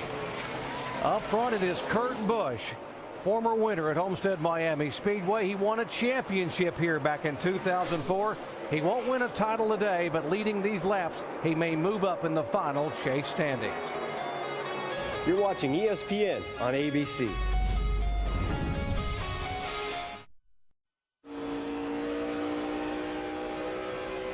Now Sprint brings you an inside look at the chase for the NASCAR Sprint Cup on the Now Network. Current top 3 in points as they run on the track. Jimmie Johnson in good shape for the moment, with Mark Martin 134 points behind him in second. And Kurt Busch, as he leads this race, in third place, 141 points off the lead, kicking Jeff Gordon back to fourth. And Denny Hamlin, the biggest mover in the race so far, up 35 positions from 38th to 3rd. For more NASCAR stats, in-car audio, and live race radio, check out NASCAR Sprint Cup Mobile at sprint.com/speed. So Kurt Busch took the lead in this race just as it crossed its halfway point, and he is up now by 1.7 seconds on Kevin Harvick, with Denny Hamlin running 2.1 seconds behind in third. As we come to you from the pit studio, we take a look back from the leader to this race for second spot with Rusty, Brad, and Ray. Denny Hamlin is on the move right now. Watch his lap times. He's about 0.2 of a second faster than anybody in the field right now. And we talked about this change in track. It's definitely changed a ton. And it's right there to Denny Hamlin's liking right now. His car is looking good on the top of that racetrack. Good battle for second place right now with Denny Hamlin, Kevin Harvick. RCR cars, once again, we've talked about how they've made a resurgence. You got Kevin Harvick, Jeff Burton, both in third and fourth right now. Both of those race cars look good. And old Denny Hamlin is flat toting the mail. Now let's check in on the championship contenders, Jimmie Johnson and Mark Martin. Remember that they came down pit road under the caution at lap 117 when most of the front runners didn't. Came out 23rd and 25th respectively. Johnson 23rd, Martin 25th. Jimmie has moved up since the restart to 16th. Mark Martin has only moved up to 22nd, Ray. Yeah, and that normally means just a better handling car. The cars, when you get back in traffic, having a fast car is one thing, having a good handling car. Jimmie has shown consistently the ability to maneuver through traffic. When other people get back there in dirty air, they don't seem to be able to come forward. The 48 team consistently brings that car forward, and Jimmie drives it forward in dirty air. Might have a little bit better car than Mark Martin right now. Running in 16th, while Mark Martin, again, is only back in the 22nd spot. I heard Mark say on his radio a minute ago, just too much traffic for me back here, Vince. And that's exactly right, Alan, but they have also been struggling with this car. Wow, did you see that? He had to save that one big time. They have been really loose in and off and not rolling through the middle the way Mark would prefer. So they've been fighting the balance of the car. They anticipated being a lot better once the sun went down and the track started to cool. But as you said, Alan, the traffic has been hindering his move up through the field. And boy, when you got to save it like that, and no wonder that Mark's not feeling quite so comfortable. Yeah, no kidding. So Mark Martin kind of hanging on. But again, a long way to go in this race. We're just past halfway. And one other quick note, Juan Pablo Montoya back on the racetrack, 39th position, 28 laps down after repairs. Remember, he and Tony Stewart tangled back at lap 116. So Jimmie Johnson doing what he has to do right now. He's up to 16th position while his rival for the title is behind him. We've got 119 laps to go to possible history if Johnson can clinch his 4th consecutive Sprint Cup Series championship. We'll return to Homestead after this message and a word from our ABC stations.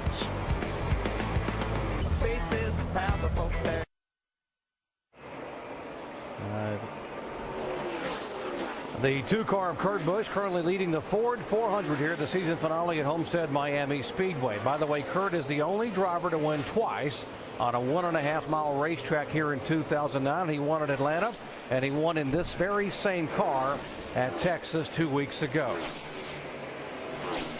A lot of things to be decided today. How about a championship? How about a Rookie of the Year award? And it's got to believe it's going to go to this young man right here, 19-year-old Joey Logano, who became the youngest winner in NASCAR history at 19 years, 1 month, and 4 days. Let's take a look at our Aflac trivia question. Who is the only NASCAR Sprint Cup Series rookie to ever win a race here at Homestead Miami Speedway? Well, the guy spinning sideways, Tony Stewart, back in 1999 did it, and he spins it down, comes down across the racetrack and nudges the pit wall. He's a good driver. Could have had a little help right there. I say he had a lot of help. I saw that one coming for about 5 laps. Now NASCAR had just warned both of these teams, the 42 and the 14. As far as they was concerned, it should be over. And I guess someone didn't get the message. I think now, as far as Montoya, well, they warned the crew chiefs. It might be. Get the bumper bar in a little bit this time. I think it might be over now. Oh, yeah. Looks like Montoya was on a mission to settle the score.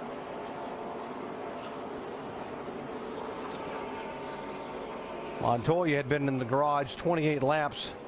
Comes out in the 14 cars on the lead lap, being shown in the top 15, and there's the contact. That's a lot of contact. You see the hood buckle up on that 42. We'll show you how it started. This is not the first incident. If you just joined our coverage between these two guys today, two fiery competitors. Back on lap 117, watch the 14 right up in front of the 42. Yeah, it was just very hard racing, and Montoya didn't like the fact that he slid up in front of him. So here, Tony Stewart retaliated, cutting down the right side tires on Montoya's car, and that's what happened. Montoya, frustrated, goes to the garage area while they try to repair his car. He gets back on the racetrack, and we go back to green, and this bump. That was just an eye for an eye, looked like to me. Well, yeah. Guys in the old days used to not talk about it. You know, we saw Denny Hamlin talk about it, and then they're going used to wait a race or two. 2 laps. They are going to black flag the 42 and hold him 2 laps for aggressive driving. Here come the leaders down pit road. Jamie. Guys, Casey Kane is saying he got some debris from Juan Pablo's car on his roof. They think he has a hole in the roof. 4 tires right now, wedge and track bar down. Vince? The 31 of Jeff Burton has needed more grip all night long. Still a little bit loose. 4 tires and a wedge adjustment for Jeff Burton. Shannon. Denny Hamlin on the bottom of your screen says the car's a little tight. Air pressure, 4 tires. Dave. Leader Kurt Busch said it was a handful, so they'll make a wedge adjustment for that loose race car. Jimmie Johnson raced from 23rd to 14th on that run. His car was a little bit snug. It'll be a wedge and air pressure adjustment for Johnson, and Kurt Busch will get beat off pit road. Take a look at our Pepsi Refresh race off pit road, and we'll see who made adjustments and who gained some positions there. To the 11 of Denny Hamlin. They just stepped it up big time, man. Denny Hamlin, 12.3 second 4-tire stop. Yeah, and Kurt Busch got blocked in a little bit by Jimmie Johnson coming in later. Harvick lost 3 positions. His teammate Clint Bowyer gained 6 spots. What a stop by the 11 team for Denny Hamlin, Mike Ford and company. That's how much they got him out by a complete car length, and those guys are pumped on pit road. So all the way from 38 starting spot, Denny Hamlin now being shown as a leader. He drove it up there, but then these guys got it done in the pits, and Hamlin is our new leader here at Homestead Miami Speedway. ESPN's coverage of the NASCAR Sprint Cup Series on ABC. Brought to you by Ford. See why Ford Racing's top drivers love the all-new Taurus from Ford. Verizon Wireless, America's largest 3G network. And Amp Energy. Amp up. Working the 5th caution of today's Ford 400, our aerial coverage from the Homestead Miami Speedway is provided by Goodyear. New Fuel Max tires help you get there on less gas. Calculate your savings at GoodyearTires.com. Jimmie Johnson doing what he needs to do right now to clinch a 4th consecutive NASCAR Sprint Cup Series championship. He's running in 11th spot. Mark Martin's running 14th, and a lot of crew chiefs telling their drivers, save gas with 108 laps to go.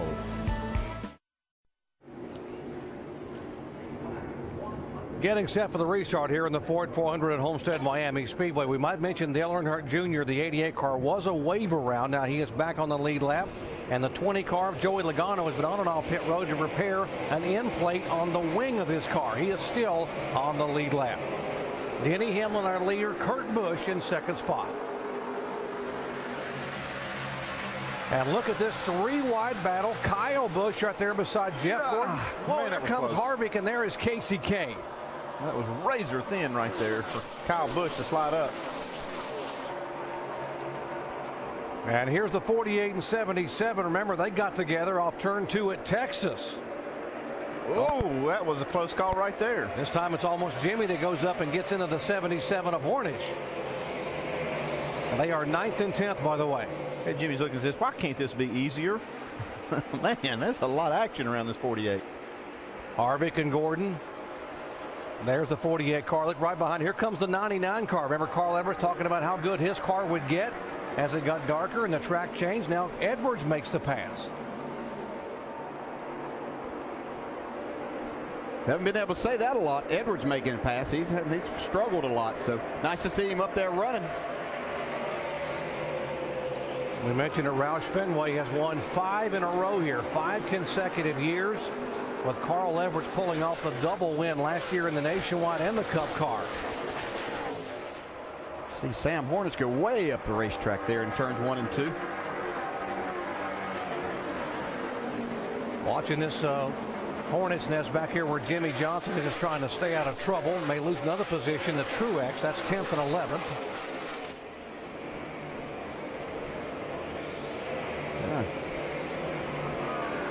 Jimmy able to make a nice run off the bottom of the racetrack there. See if he can make that work down here in 1 and 2 and get by Clint Bowyer and Casey Kane. Casey fighting back hard, though. Casey coming back on the outside. We might mention David Reagan just on and off pit road a moment ago. He had a tire rub. They had to come in and pull the fender out on his Ford.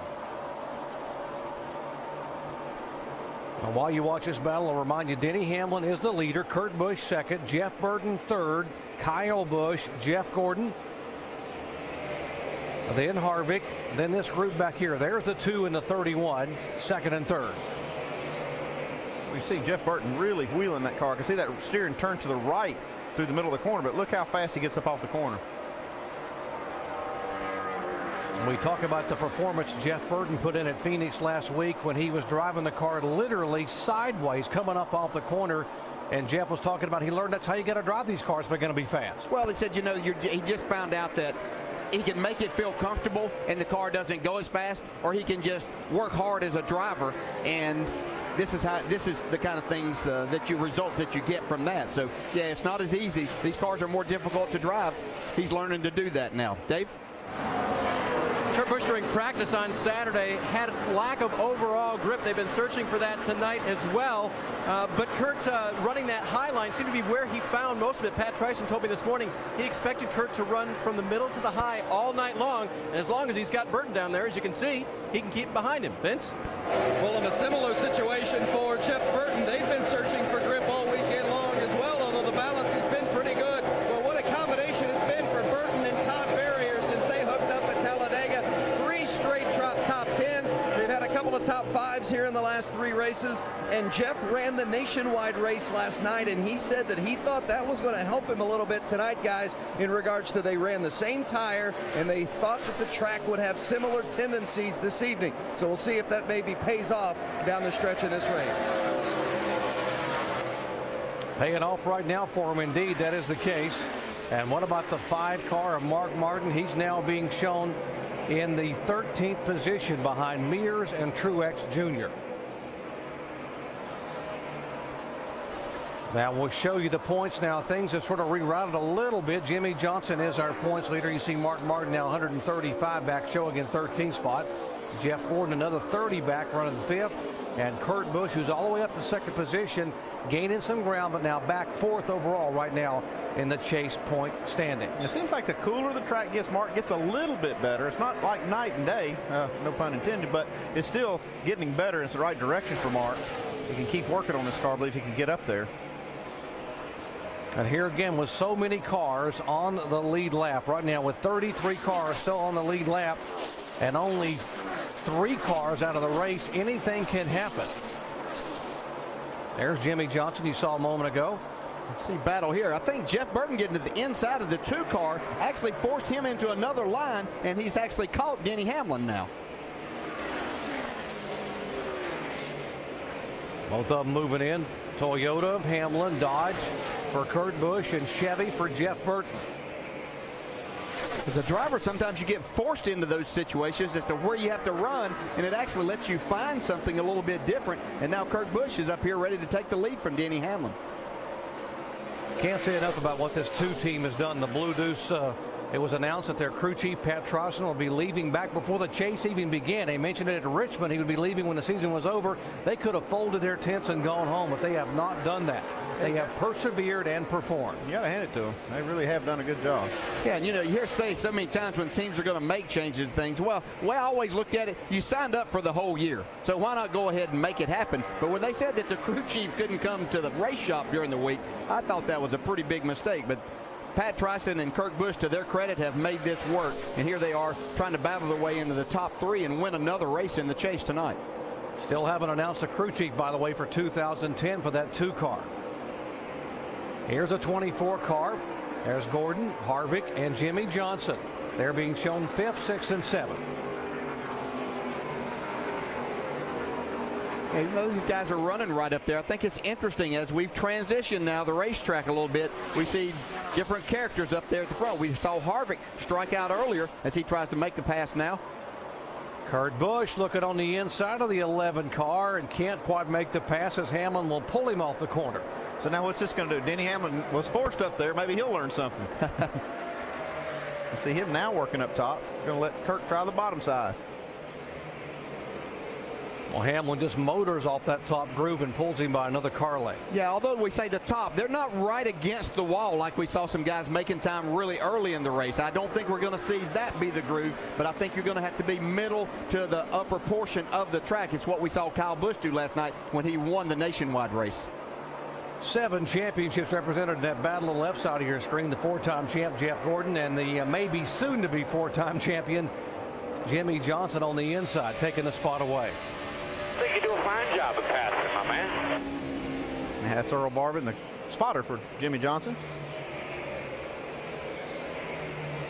Let's update Jeff Gordon. Jamie.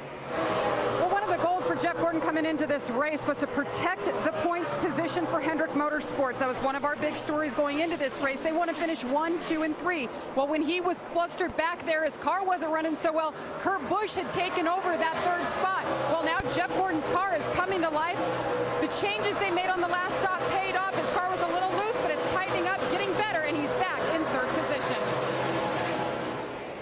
Indeed he is, and back up front, the 2-car continuing to try to work on Denny Hamlin to make the pass. Now just follow up a little bit on Jeff Gordon. As I've watched him around here, though, it looks like he's struggling a little bit getting his car into the corner. I don't know if that's a loose situation or he just won't turn quite as good as he wants to, but they're probably going to have to make one more adjustment before they get it where Jeff really likes it. Well, you saw Denny Hamlin go all the way down to the bottom of the racetrack in that turn and actually pull away by about 3 car lengths over Kurt Busch. Back after this message and a word from our ABC station.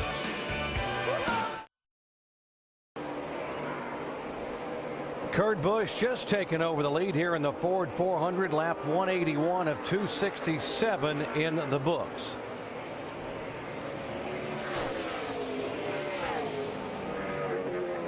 Show you it happened a moment ago. They kept swapping lines on the racetrack, and finally Kurt able to go to the high side and make the pass. Now Denny's been committed to the bottom side, and looks like he's been getting a really good run to keep Kurt back there. See, this time Kurt goes in a little lower, carries a little more speed, and that's going to translate into a lead change here. Back to the front for the 2. 11th lead change of the day. There have been 7 different leaders, 5 caution flags for 23 laps.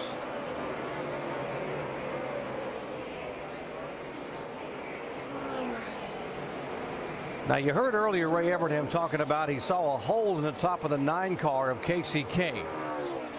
And the crew was talking about some debris, a brake rotor that may have hit the top of the car. There's a hole right there in the middle of the 9 in the roof of Casey Kane's Dodge. Speculation was it might have been a brake rotor, and indeed it was. Now watch the circle. That's the part of the brake rotor that had come off of between when the contact between the 42 and the 14 took place. You see right there, that contact from the wall just split that brake rotor, and there's a piece of it bouncing on the track. And right there, you see it hit the roof of the 9 car. Like a giant can opener, just peeled open the sheet metal.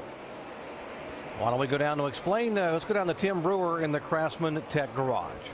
Thanks, Jerry. The brake rotor right inside this area right here. But what happens on impact? When the wheel hits the wall, it basically collapses. When it collapses, it breaks the rotor right here inside of here. You wonder where that big piece is at?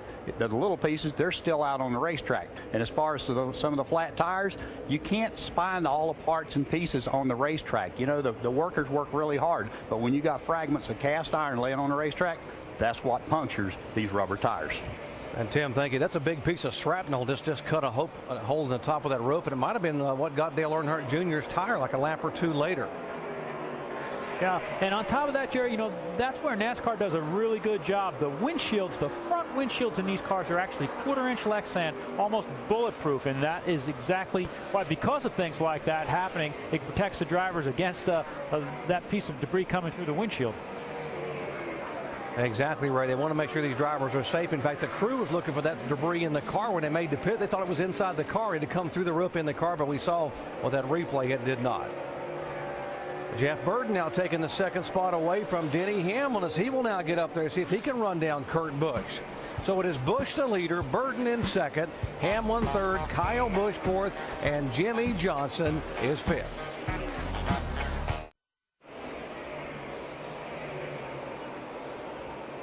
Kurt Busch, our leader here at Homestead Miami Speedway, and we're riding right above him courtesy of our good friends at Goodyear. New Fuel Max tires help you get there on less gas. Calculate your savings at GoodyearTires.com. Nice panoramic view of this 1.5-mile racetrack. We're about 30 miles southwest of the glitz and glamour of Miami Beach. Now there is Kurt Busch, our leader. Burton is in 2nd spot. Denny Hamlin 3rd. Kyle Busch 4th.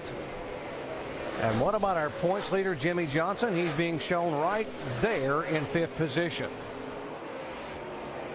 Right now the points margin is 150. That's a separation between Johnson and Mark Martin. Martin has yet to lead a lap here today. Now, our in-race reporter, Carl Edwards, is running back in 7th spot. We told you he won this race a year ago and has not won yet in 2009. Okay, bud, it is time to shine here. That sounds good to me.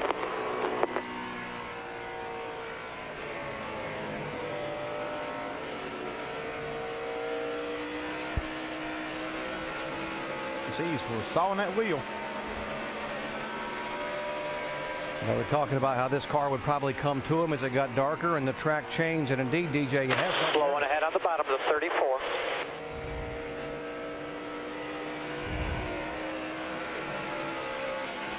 You can see Carl's really having to work the wheel. The car's still not exactly what he's looking for, but this is the best this car's been throughout this race.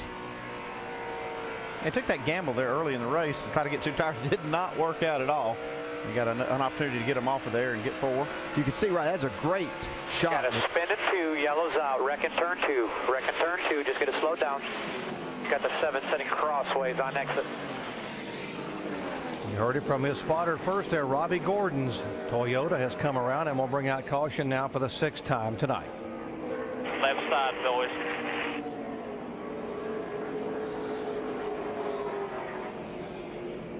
Yeah, he's rolling here.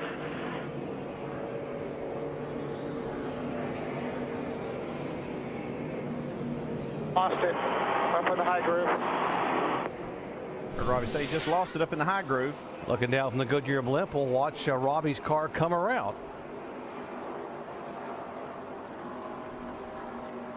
Man, it looks slick up there. Yeah, it's just a fast part of the racetrack. You're back in the gas. See if he gets a little damage right here. Yeah, it does get into the wall a little bit, a little left side damage. Tried to keep it off the wall, and it just turned right back up, and Eric Darnell just gets by, and he smacks the outside wall. Robbie Gordon just fresh back from running the Baja 1000. He did not practice or qualify the car. They had Matt Crafton in the car. Now, how close are the owner points? We saw the 34 car wreck earlier. That was John Andretti. There's how close they are. You want to be in the top 35 to be guaranteed a starting spot for the first 5 races in 2010. It looks like that 34 car, Bob Jenkins, is pretty well secured in that spot right now. Robbie Gordon on pit road, and you see the pace car out picking up Kurt Busch as our leader. Jeff Burton in 2nd spot. Burton has yet to lead a lap today, running 2nd. Hamlin 3rd. Kyle Busch and Jimmy Johnson is being shown in 5th position. By the way, Mark Martin is back in 15th spot. He has not led a lap today yet either.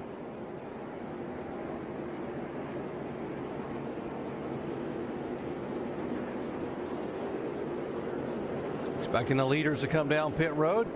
73 laps to go. They cannot make it from here on fuel. They'll have to make one more stop. If we were to go green at now 45 miles an hour under caution, here they come.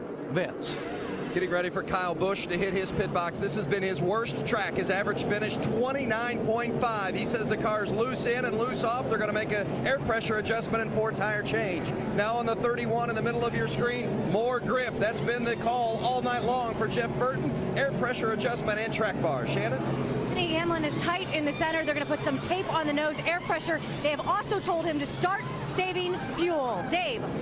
Leader Kurt Busch, air pressure adjustment. Hopefully get that vibration out with a new set of tires. He gets a little bit of a break from Jimmy Johnson, who pulls farther forward this time with a tight race car, wedge and track bar for Johnson. Our Pepsi Refresh race off pit road. You see Hamlin gains a couple of spots. Bowyer up 4 positions. I tell you, Denny Hamlin's crew is really getting it done. So is Clint Bowyer's. You see Johnson lost 4 spots. Yeah, I think those guys just been extremely careful there. So one thing that could really bite them. We heard Ray Evernham talk about that earlier. And again, the guys in the 11 team really getting it done, and they know when they've got a good stop going because they can see no one else coming, and their guy is headed off of pit road.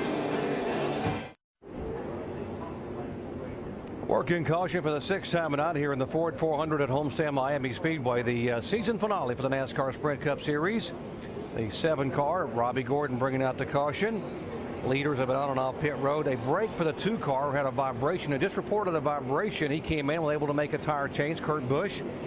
And you heard him telling the 11 car, Denny Hamlin, to save fuel. Why would they tell him that? Because last year in this race, he was very, very good and had to pit with just a few laps to go because they couldn't get the fuel mileage they wanted to get. Now, they shouldn't be able to make it, though, right now. They should not be able to. I mean, that's kind of surprising that they would say that they think they could go 70 laps here.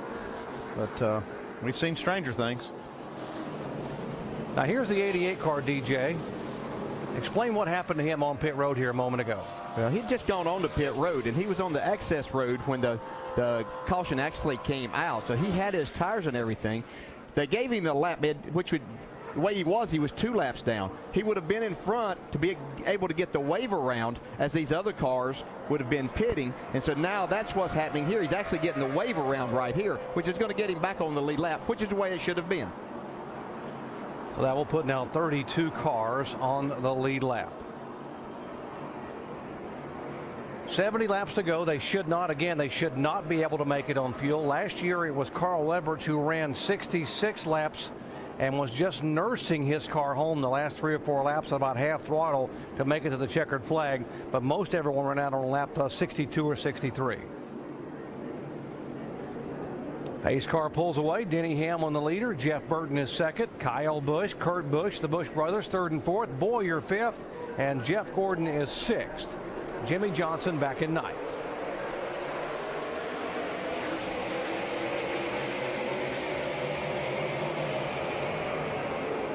And Jeff Burton gets a lot better start this time. And he's got the lead off turn 2. Wow. It's like he kind of laid back there and got a nice little run up there to Denny Hamlin. Kyle Busch there in the second spot now. Kurt Busch down on the inside of the 11 car for third position as Kurt will try to take that spot away. This would be the first lap tonight that Jeff Burton has led if he can hold on. And he would become our 8th different leader here tonight. And where is Jimmie Johnson? He's back in 9th position.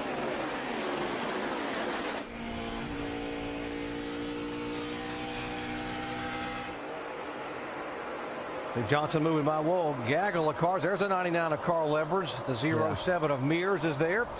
You see Mark Martin right in front of this group. Yeah, and Carl Edwards just gave Mark Martin a big break. He had a run up on the outside of Mark, but it looked like Mark was sliding up, and Carl just backed out of the gas. And 3 wide there, Brian Vickers inside of Sam Hornish and outside of Greg Biffle.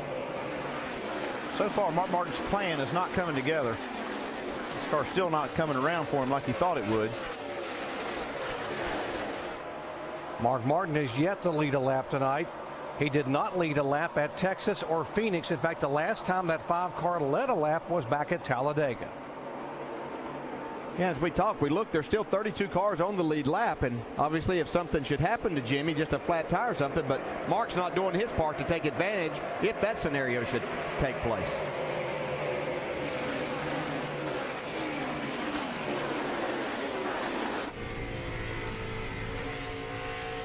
Greg Biffle back in behind the 07 and the 5 of Martin as they're being shown 15, 16, 17. Jimmie Johnson going downstairs inside of the 24 car. Still 3 wide. Still 3 wide. Oh, Jimmy. And the 29 car now moving right in on the back of Jimmie Johnson. Kevin Harvick be 4 wide here in a second. Yeah, and that's about the worst scenario you'd want in a 3 wide situation. Then a guy gets right on your bumper to loosen you up even more.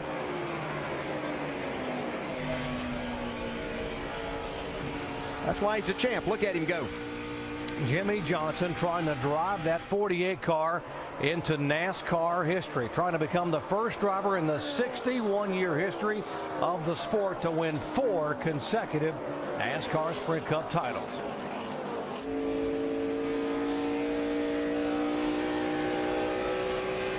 See Martin Truex up there. He's in 6th. See Jeff Gordon back in 7th. Johnson and Kane are there 8th and 9th. Harvick now going by Casey Kane. These guys racing 3 wide, almost 4 wide right here. Jimmy's glad he's put that in his rearview mirror.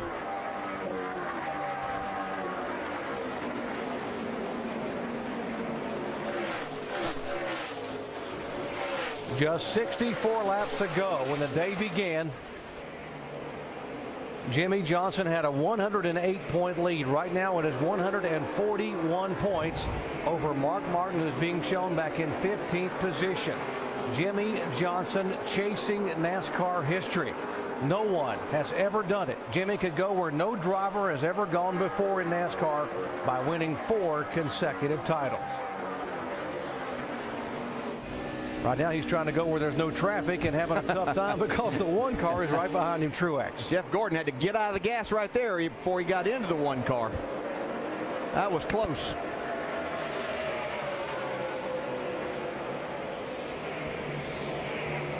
Again, Jeff Burton is your leader. Kyle Busch and Kurt Busch running 2nd and 3rd. Hamlin 4th, Bowyer 5th, and then there is Burton going by. There are the Busch driven brothers. away. I'm sorry, Jerry, but Burton's driven away to over 2-second lead. Yeah, once he got there, he just pulled off and left them. This is the battle we're watching on the racetrack for 6th position. This is a race that have a lot of people, a lot of different things, a lot of guys glad that the season's kind of over with, as we see battle with the Busch brothers right here for a 2nd spot. But you got the RCR guys that wishing this season would continue on, or we could start 2010 here in about 2 weeks. Remember, these 2 guys at Texas, these 2 Busch brothers led all but 13 laps at Texas Motor Speedway. Kyle dominated, leading over 250 laps, but because of having to pit for fuel, running out of gas actually, with 2.5 laps to go, it was Kurt that won the race.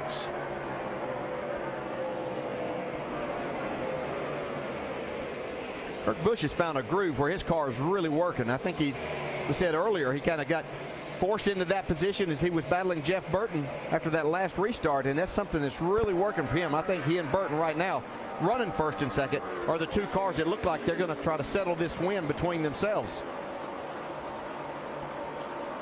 And Andy, you're exactly right. Look at the margin that Jeff Burton said. I have run so poorly all year long. When I finally get one of these brand new RCR race cars, I'm going to show it off. He's doing it right now. 2.5 second margin for Jeff Burton over Kurt Busch. Kyle Busch is 2nd, Denny Hamlin 3rd, and Clint Bowyer in 5th position. Jimmie Johnson and Chad Knaus, what a team trying to make NASCAR history tonight.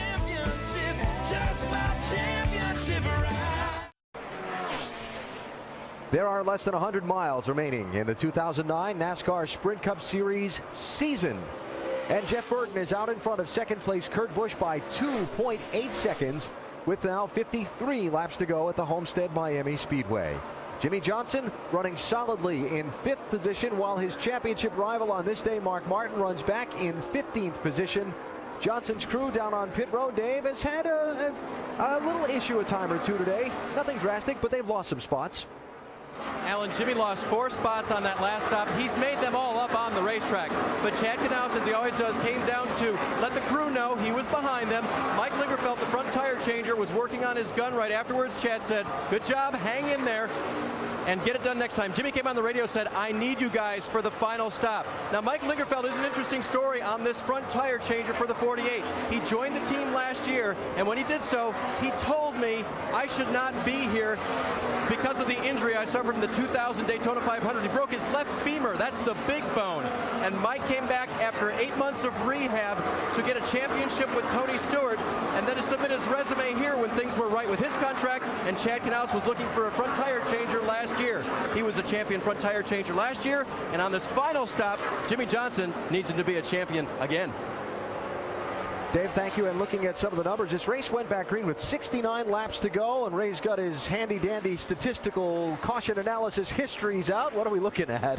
Oh, boy, you guys, I don't know. Oh, it said, hey, whoa. Caution's out. It says the caution's going to come out right now. What he was going to tell us is that there's a near sure thing to have a caution somewhere in the final 10 laps of this race. Yeah, it looks like still an 85% chance that between lap 250 and lap 260 there's going to be a caution. 85%. 85%. That's not what I see on that paper. I see 100. Nothing 100, baby. So that big lead Jeff Burton had, gone. We're inside the fuel window now where everybody can make it to the finish, right? Got 51 laps to go, now 50 laps to go here. And we have set up for the money stop. Right now it's 4 tires, fill it full of fuel, get your best adjustment on your car and hope that it works to get you to the end of the race. And Mark Martin better pull something out right now to get his car hooked up, because right now it has not been good all day long. It's been a big surprise to me. Well, it's a big opportunity for Jeff Burton's crew too. This whole RCR group, all these guys have run well, but if he can get on and off pit road and get out first, he's fast enough to stay out front. Could be a great day for Jeff Burton and RCR. Caution, a big break for Tony Stewart. He's going to get the free pass and come back around onto the lead lap. Also a big break for Dale Earnhardt Jr. Remember, he got the wave around. He's going to get a chance to get back on equal tires and fuel with the rest of these guys now. And we will see how big a break it is for Jeff Burton or Kurt Busch or Jimmy Johnson or any of these other guys up the front now. And pressure's on these pit crews to get it done. So they're going to stop with 49 laps to go. Top 5, Jeff Burton, Kurt Busch, Kyle Busch, Denny Hamlin, Jimmy Johnson, Mark Martin's back in 15th place. Do they try something just to get some track position? We will see. Vince, here they come. Well, the 18 of Kyle Busch, remember, he says this is a track he's not good at, but he won the nationwide race last night. He's having an outstanding run today. Says the car is loose in and loose off. That's been the predominant complaint from Kyle in the 18. They've been massaging the car all day long. Dave Rogers has done a nice job. 4 tire change, and air pressure adjustment, and a chassis adjustment. Now the 31 in the middle of your screen, need more grip. Well, we've heard that all night from the 31, and air pressure adjustment and 4 tires for the 31, Shannon. 11 crew have been getting it done on pit road. Free on exit for Denny Hamlin. Air pressure 4 tires. Dave. Car's too loose for second place Kurt Busch. He takes 2 tires and he's gone. Jimmy Johnson says his car needs to be freed up in the center just a little bit. That'll be a wedge adjustment. Let's see if they can be solid and keep their position. Looks like they're going to lose a couple spots, guys. Wow. How about that? Jeff Burton going to be back 4th on the racetrack. Ray, how about that 2-tire call? I don't think it's the right thing. You know, the track seems pretty abrasive. We're looking at least a 30 or 40 lap run, I think. I just don't think 2 tires are going to be the way to go. We saw Carl Edwards try it early, and it didn't work for him at all. In fact, he couldn't get back in the pittery quick enough. So I have no idea why they've done the 2-tire deal on the 2 car, but it didn't work for Carl Edwards. I don't know why it would work for the 2 car. Really wanted Jeff Burton to get a just a great pit stop there. We kind of suspected you guys might be a little rusty from being in this position, but boy, he's got a tough road to hoe being back there in 19th. So, Doc, what do you guys think? Well, a gutsy call. I agree with you guys. I don't know how in the world that 2 is going to make that work on 2 tires. Just too many laps to go. Why don't we visit with our in-race reporter, Carl Edwards, the 99 car now being shown in 7th spot. Hey, Carl, Dale Church, have a copy? Got you, Dale. Well, you made any adjustments that make you think you can get that thing at least up in the top 5 here? I believe the rotation of the Earth has helped us the most. The cooler temperatures here are good, so this thing's fast. We had a little trouble on pit road, but then the guys had a good stop here. I think on this long run we might have something for them. It was real good the previous long run. Are these restarts as exciting from the cockpit of that race car as they are watching it here? They're pretty wild. They're pretty wild. So, we'll see what happens here. Anything can still happen. There's a lot. You can spin the tires real easily. So, there's a lot of, dicing before the first corner, if you want to call it that. It's pretty crazy. Okay, we'll follow you forward, buddy. All right, be time to shine here, bud. We'll be waiting. And that's what happened a year ago here in the late laps. Carl Edwards got it done. He was able to shine. In fact, Carl took the lead again with just 3 laps to go. Let's update that call on the 2 car. Dave. And that came from Pat Trison. 2 tires. I know the car was loose. Is that how you tighten it up, or was this all about track position? Well, it's about both. Tighten up track position. So we'll see what happens here. I feel like earlier in the race when we stayed out on tires, it was a real good run. So track position is pretty big. So see what happens with the Miller Lite Dodge, but we feel pretty good about it. We'll see what happens. All right, they tested it earlier, according to Pat. We'll see if it works out. Well, he made the call, guy. What do you think? Loose, is it? Can he get that much of an advantage without? I mean, the track position you got, but obviously with 2 tires, can you stay there? No. Can you explain? That's the short answer. I just think you need 4 tires. Yeah. This racetrack it's just so abrasive, just like Ray was saying. I mean, you really need that grip. I think he's going to pay the price right here. Yeah, the guys were all waiting for night to get here so they'd have grip, and now you don't give maximum grip by getting 4 tires. Pat Trison and Kirk may be right. We'll see what plays out, but you'd have to think that this could be a risky move on their part.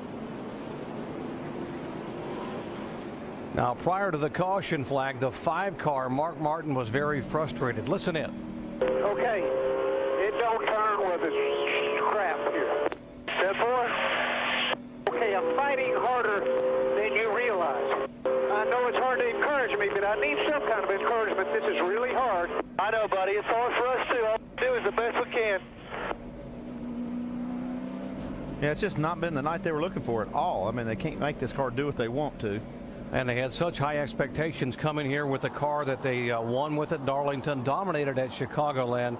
And they knew Mark Martin was and fully anticipated he could lead the most laps and win the race, and he has yet to lead a lap tonight. And because of that, he has lost ground to Jimmie Johnson, 155 points now, and he's back in 21st position. And look at Kurt Busch, just 13 more points back. That's why the pressure's there. I mean, you can hear it in their voices.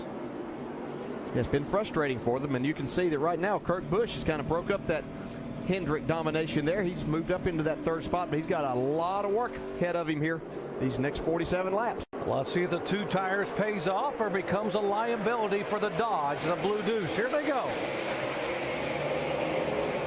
Kyle Busch gets the advantage, and now he's under attack from his teammate Denny Hamlin. 3 wide right in front of Jimmie Johnson. Jeff Burton getting by, talking about teammates battling. There's a 33 of Boyer.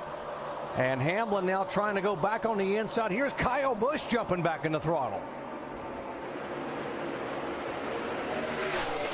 I saw it was almost the same thing last night with Kyle Busch. He really wasn't that good till it came time to really race for the win. And here he is. He's the best he's been all night.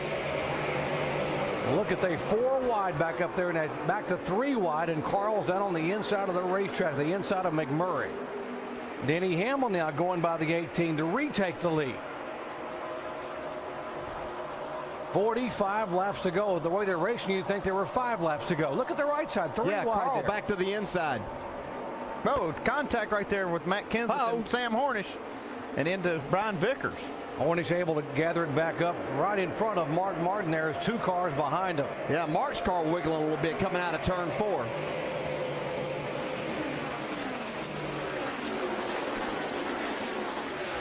Remember, Dale Earnhardt Jr. got that wave around, got back on the lead lap. Now he's moving in behind the 16 car, trying to move back up. He's being shown in 19th position.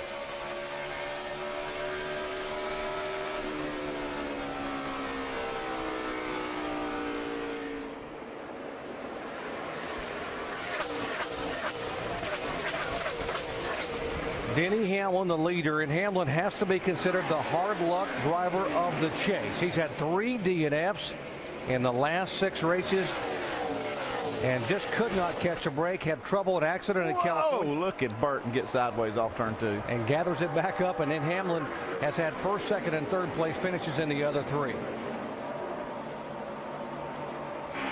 So Carl was able to slide by those guys, gets in front of Casey Caden now. See if he can hold him off, though. I think Carl's wanting to work more of that top side, but Casey Caden looks like he's working pretty good on the bottom.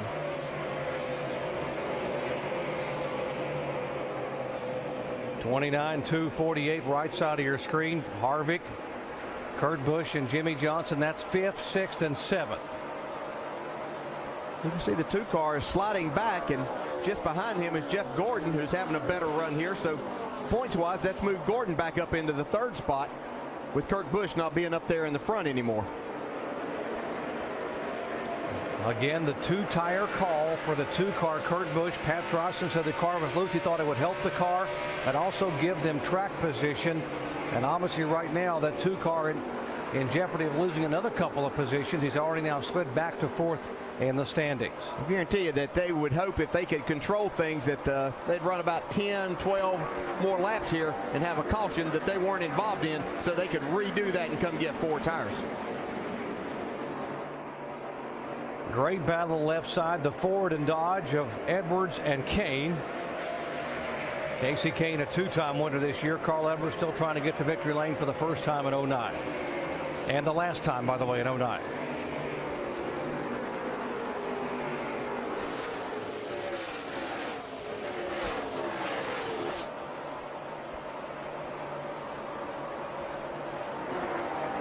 Carl Edwards, by the way, finished second last night in the NASCAR Nationwide Series race and second in the point standings.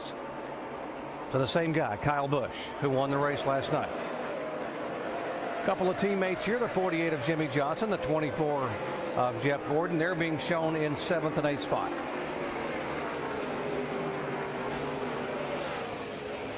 Kurt Busch, he started out the leader there on those 2 tires and dropped back to 5th spot. But now it looks like he's kind of stabilized, and he's really kind of coming back up to Clint Bowyer. Kevin Harvick was fighting really hard to try to get by Kurt Busch and not able to do it. And now it looks like it's kind of turned the other way a little bit for Kurt Busch. Looks like Jeff Gordon has got the message, too, that he needs to get up there and be able to stay near that 2 car or pass him to be able to protect his points position. Yeah, that's probably a position there that Jimmie Johnson didn't mind giving, knowing that it was benefiting Jeff Gordon there, too, and not hampering his championship efforts at all. Just 28 points now separating Gordon and Kurt Busch and 2 positions on the racetrack.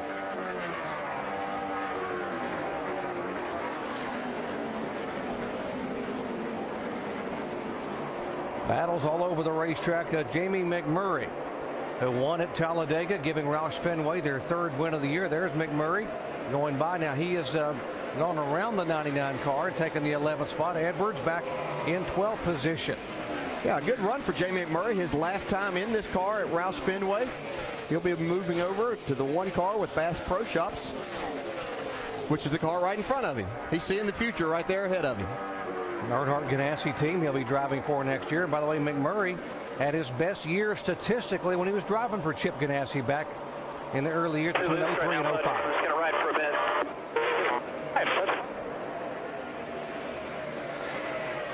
Here, Jimmy saying he was just a little bit too loose right now. He was going to ride. Let's update the 24. Jake. Well, just before that last pit stop, Jeff Gordon was screaming on the radio how horrible his car was. He couldn't run up high. He could only run low. They fixed him up, made a wedge adjustment, and Steve Letarte, his crew chief, came on the radio and said, we have to finish top 3 in points, and in order to do that, you must finish 6th, and Jeff Gordon has gone forward. Dave? Jamie, just to replay a little bit of that radio, Jimmy did say, I'm just riding right now where I am. And his crew chief, Chad, said, that's okay. And certainly that is okay right now. Where they are, they would win this championship.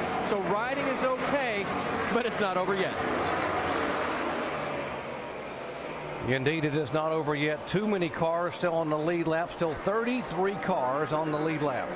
Whoa! Things like that going on, Dwight. Goodness. 3 wide. What a move by Carl Edwards on the high side. And see Mark Martin now coming, digging back on the bottom of the racetrack, trying to get another position. Whoa, the 1 car back into the car, fishtailing coming out of the corner. It's not a bad run for Mark Martin. I think they adjusted on his cars, made it some better. Mark said he was having a terrible time to get the car to turn in the corners. Up front, it is Denny Hamlin being shown as our leader. Hamlin has never won at Homestead Miami Speedway. Now the 18 car that's chasing him down, Kyle Busch, has run the last 2 laps quicker than the leader, Hamlin.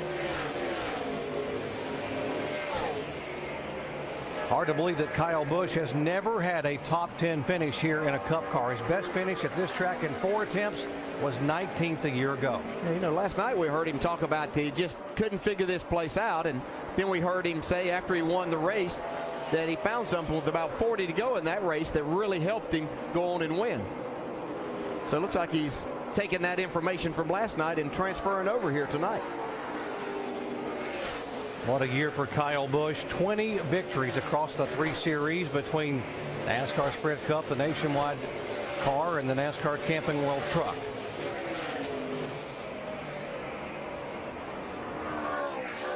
Clint Bowyer now seeing in his mirror that he's that the Hendrick boys are coming after him. Gordon and Johnson back in 7th and 8th.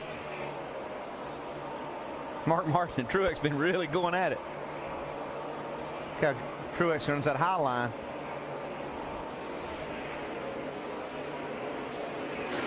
Jeff Gordon now going underneath Bowyer to take that spot away, and that would be the 7th or 6th position.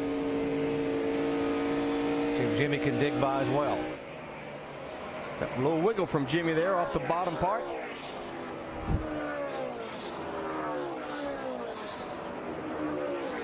See Bowyer go to the inside. Jimmy was a little unhappy with Clint Bowyer earlier in this race. Felt like that maybe he was hampering his move forward as they raced a little bit. Let's see if he's able to get back by Clint.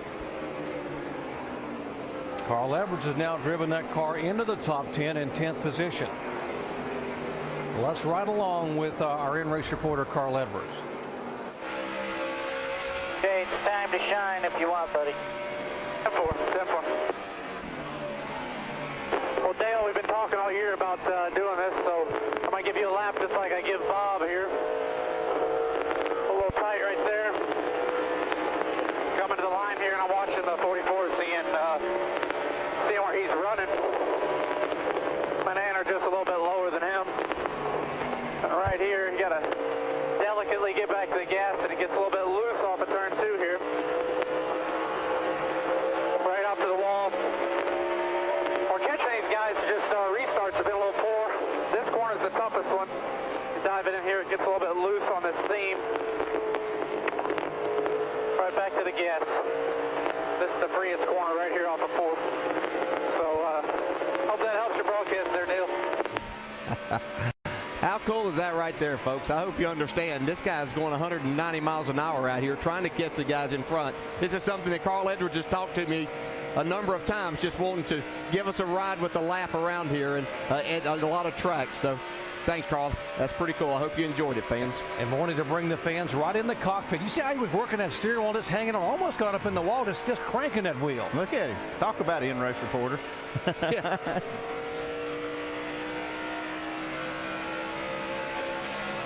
27 laps to go here at Homestead Miami Speedway. NASCAR Sprint Cup Series season finale. Denny Hamlin has already had a career high 3 wins in 2009. He won at Pocono, Richmond, and Martinsville. This is the car he won with at Pocono and Martinsville, and trying to go to victory lane for the first time at Homestead Miami Speedway. Kyle Busch is second, Jeff Burton third, Kurt Busch fourth, and Kevin Harvick now being shown in 5th position.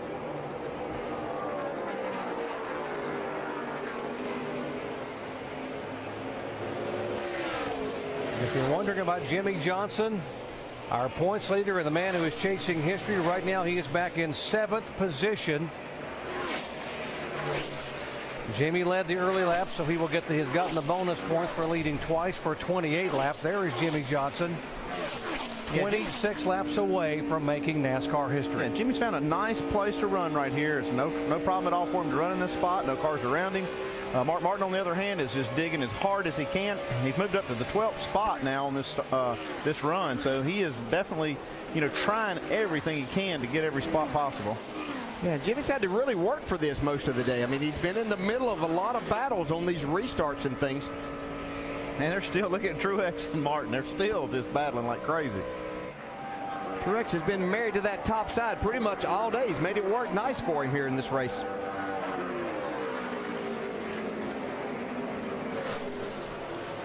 Like he just the back of his car just inches off that wall. Whoa, man, look at that. You don't think Mark Martin's driving hard?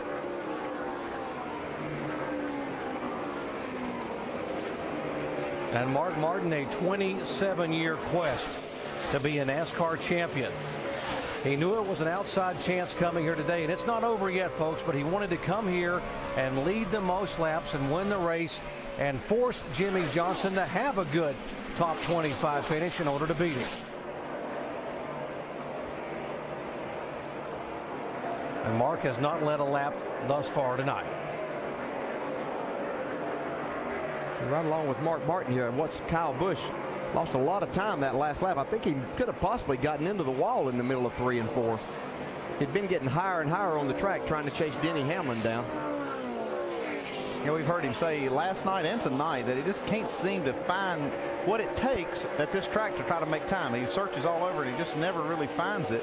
He does a great job. He's running second and he won the race last night, but that's just been his comments. Yeah, he lost a good bit of time to Jeff Burton. Check this graphic out.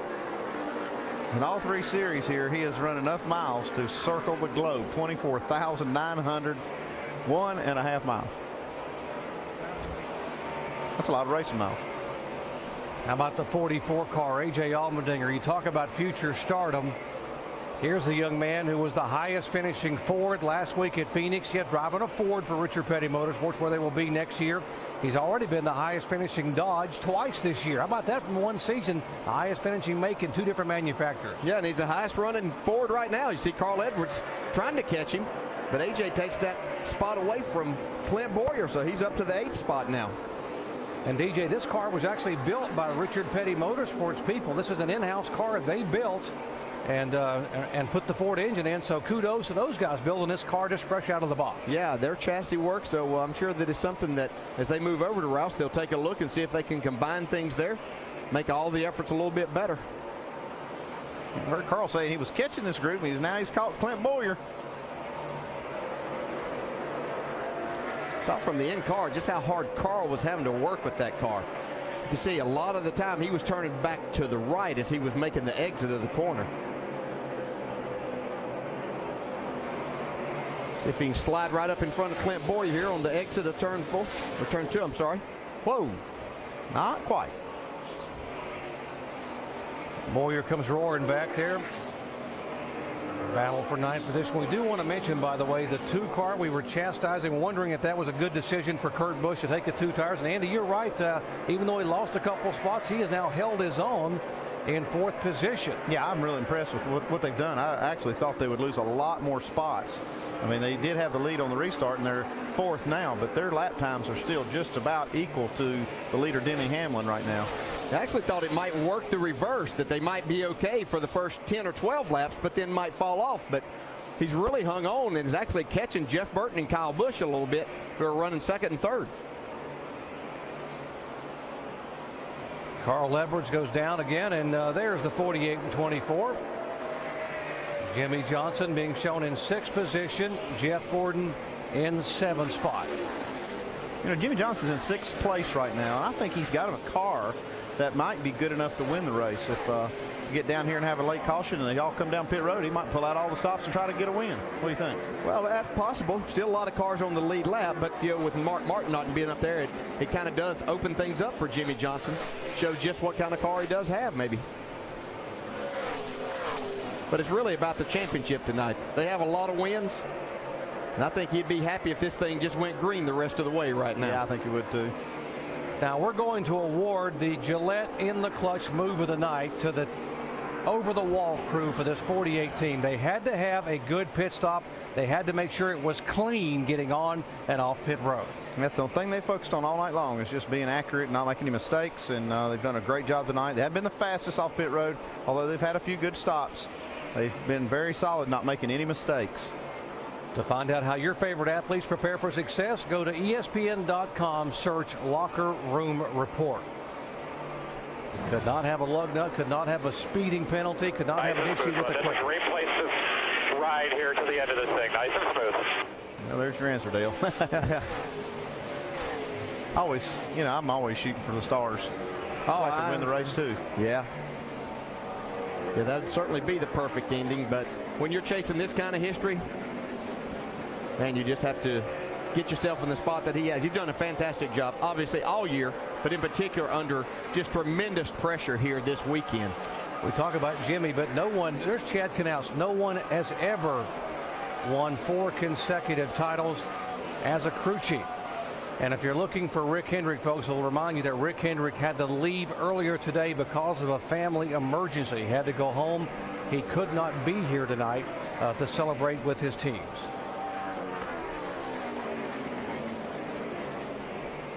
See, Jeff Burton on the left there has called Kyle Busch, trying to take that 2nd spot away. This battle is a little over 2 seconds behind our leader, Denny Hamlin, who's come from 38th starting spot to possibly win this race. Jeff Burton came from 36th a week ago to finish 2nd, and he is now taken over the 2nd position here with just 14 laps to go. Now it's looking like qualifying's no indicator on how you're going to race. Both these cars starting so far back.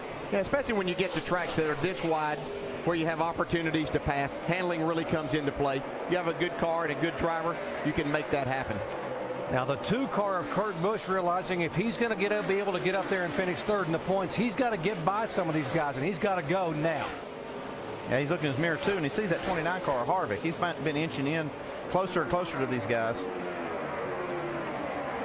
He'll try to get by this 18 car as quick as he can. It's less than 20 points now separating Kurt Busch from Jeff Gordon, 3rd and 4th in the chase points with 13 to go. A little brush of the wall there, Kyle Busch. That's how close it is there. Kurt Busch trying to get up there and slide in on that Hendrick 1-2-3 finish.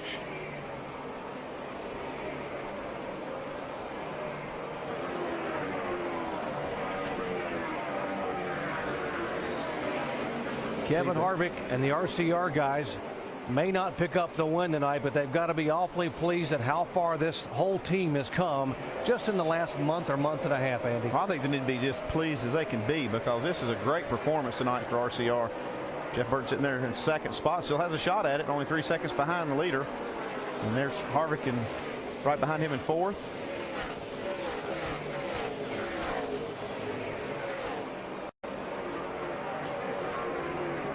Be 10 to go next time by. Denny Hamlin is our leader. Toyota has never won a NASCAR Sprint Cup race here at Homestead Miami Speedway. Jeff Burton is 2nd in a Chevy. Kurt Busch 3rd in a Dodge, and then Harvick, and then Kyle Busch. That's the top 5. Jimmie Johnson now being shown in 6th position.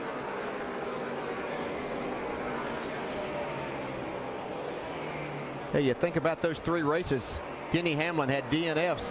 What a factor he could have been in this championship. And I know all of that, happens, but this is a team that when we start talking about 2010, we certainly have to give a lot of consideration. Mike Ford and Denny Hamlin definitely be a factor in trying to stop Jimmie Johnson's streak. Yeah, they absolutely had the performance to do it.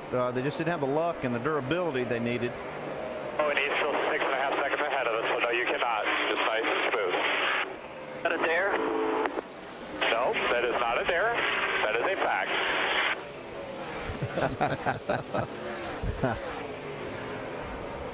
Well, it's 129 points right now. It was 108 when the day began.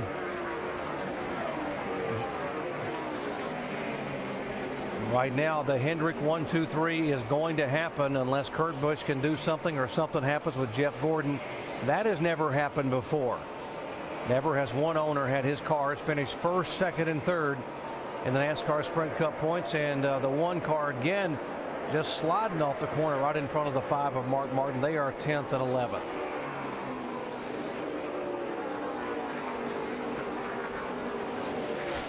Let's talk for a moment about that 5 car of Mark Martin. When the day began, we had a feature, Mark Martin talking about he has not won a championship. He has not won a trophy. But I will tell you, DJ, that from the people who know Mark Martin, many of us have known him for 25 years, the guys like you that have raced against him, everybody will tell you that in every other way, Mark Martin is a champion.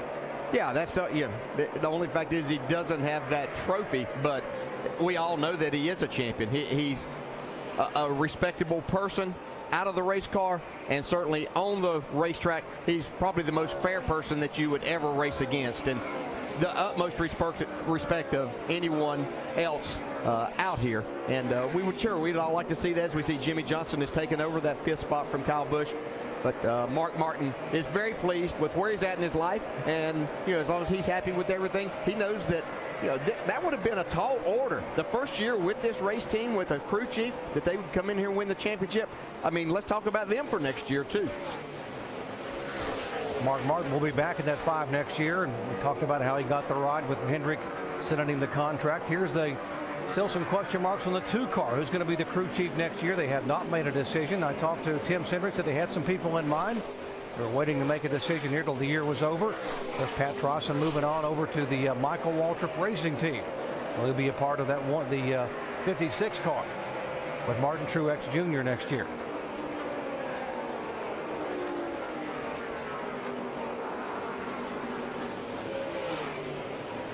Denny Hamlin is our leader, and Hamlin has now led 3 times for 66 laps.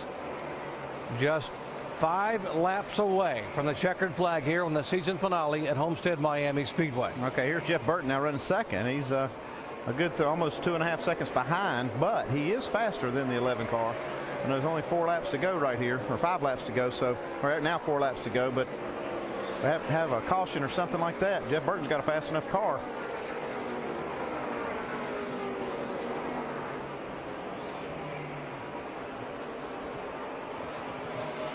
And Denny Hamlin now moving in on the 55. And by the way, this will be the last race that you will see a Waltrip full-time in NASCAR Sprint Cup competition. I was talking to DW yesterday. Going back to 1973, there has been a Waltrip racing full-time. Michael will not be a full-time Cup driver next year, only part-time and maybe full-time in the Nationwide Series. But the end of an era, 36 years we've had a Waltrip full-time in Cup. All good action here. Harvick on the inside of the 2 car. Kurt Busch coming back. You can see as he got to the right rear quarter pound of the 29, got a little wiggle out of Harvick. 3rd position they're battling for it. And Kurt just stays in the throttle in that middle groove and pulls him now by a couple of car lengths. Watch Kevin Harvick now come back on the bottom of the racetrack. Now he gets a good run, but you got to have all the racetrack, and you see right there, Kurt Busch is right in his groove. Kurt's done a great job with those 2 tires.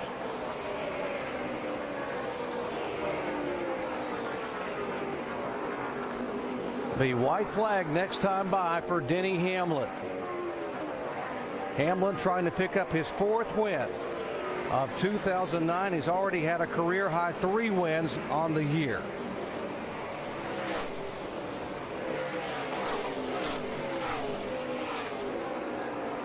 There he comes out of turn 4, and Denny Hamlin will take the white flag 1.5 miles away. And there is Jimmie Johnson 1 lap away from making history. So Denny Hamlin will come down the back straightaway, and barring incident, Hamlin will come down and take the checkered flag for his 4th win in 2009. But folks, the story is history being made by a driver, Jimmie Johnson. There comes Hamlin. Open up the history books, folks. On a November night in 2009, Jimmie Johnson is a 4-time Cup winner.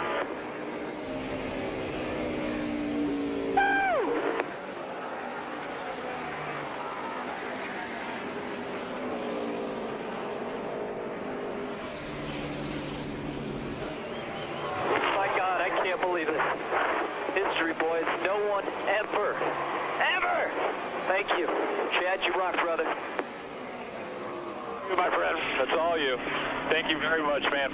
I love you, brother. Mr. Hendrick, buddy, we really wish you were here with us today.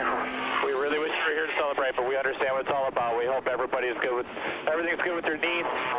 Thank you for the opportunity, Lowe's, Hendrick Motorsports, and all these fantastic race fans. Thank you for everything.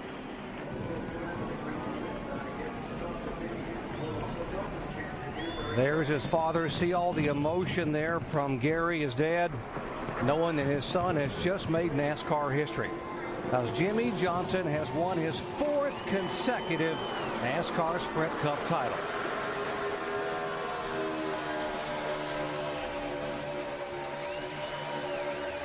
There is Denny Hamlin on the burnout, having won for the first time at Homestead Miami Speedway, not only for him, but giving Toyota their first win here. And Jimmie Johnson has now gone where no other driver has ever gone in NASCAR history, winning 4 consecutive titles. Dave. Well, Chad Knaus has engineered another victory and another championship for this team this year. And all night long, 3 wide, 4 wide, back of the pack. I mean, I don't think you had room to breathe out there hardly ever tonight, Chad. Man, what a great race, wasn't it? I mean, it really was. Fantastic race. I just couldn't be happier. We got back there a little bit, but we wanted to make sure that we, every opportunity, we kept fuel in the car. We didn't want to get ourselves in a position to where at the end of the race we wouldn't have enough fuel to make it. So we pitted that one time and fell back a little bit. but man, just motor right up to the front. The car was so fast. I mean, we had a really good race car, so I'm really excited about coming back next year because I think we'll have a shot to win this thing. I think we could have done it tonight if we just had a little bit better opportunity, but man, what a fantastic job. I got to thank Mr. Hendrick. I wish he was down here with us tonight, but he had a family emergency, wasn't able to make it, and we hope everything's good there, boss. I got to thank all the Lowe's employees and all the managers and everybody that are here from Lowe's and all the fans. And what a great crowd tonight, and all the fans watching at home. And, man, just what a great season. I don't even know what to say. It's fantastic. The record books are going to say first ones to win 4 consecutive. Chad, what are the emotions? Man, I don't know. That's awesome. That's just absolutely incredible. I think that's got to say just how impressive this Lowe's team is, and what a great, fantastic driver Jimmie Johnson is. I mean, Jimmie is an incredible talent. He's the most underrated driver in this garage from a perspective of media recognition and things like that. I mean, that guy can do things with a race car that I've never seen done before, and I hope this proves it to everybody. And I assume we're going to go for a 5th and just keep the record book going next year. Right now, I'm going to celebrate our 4th and work on going to Daytona. How's that? That sounds great, Chad. Go celebrate. 4th in a row for these guys. It is unbelievable, and they do make history in NASCAR. Doc. Folks, I encourage you to take a second and glance at your watches and remember this moment, because you are witnessing NASCAR history. In the 61-year history of this sport, it has never happened before. No Dale Earnhardt, no Richard Petty, no one has been able to win 4 consecutive titles. What an effort tonight by the Joe Gibbs Racing team of Denny Hamlin. The driver drove it from the back of the pack from 38 starting spot, and the crew did an awesome job getting him off pit road with sub 13-second stops.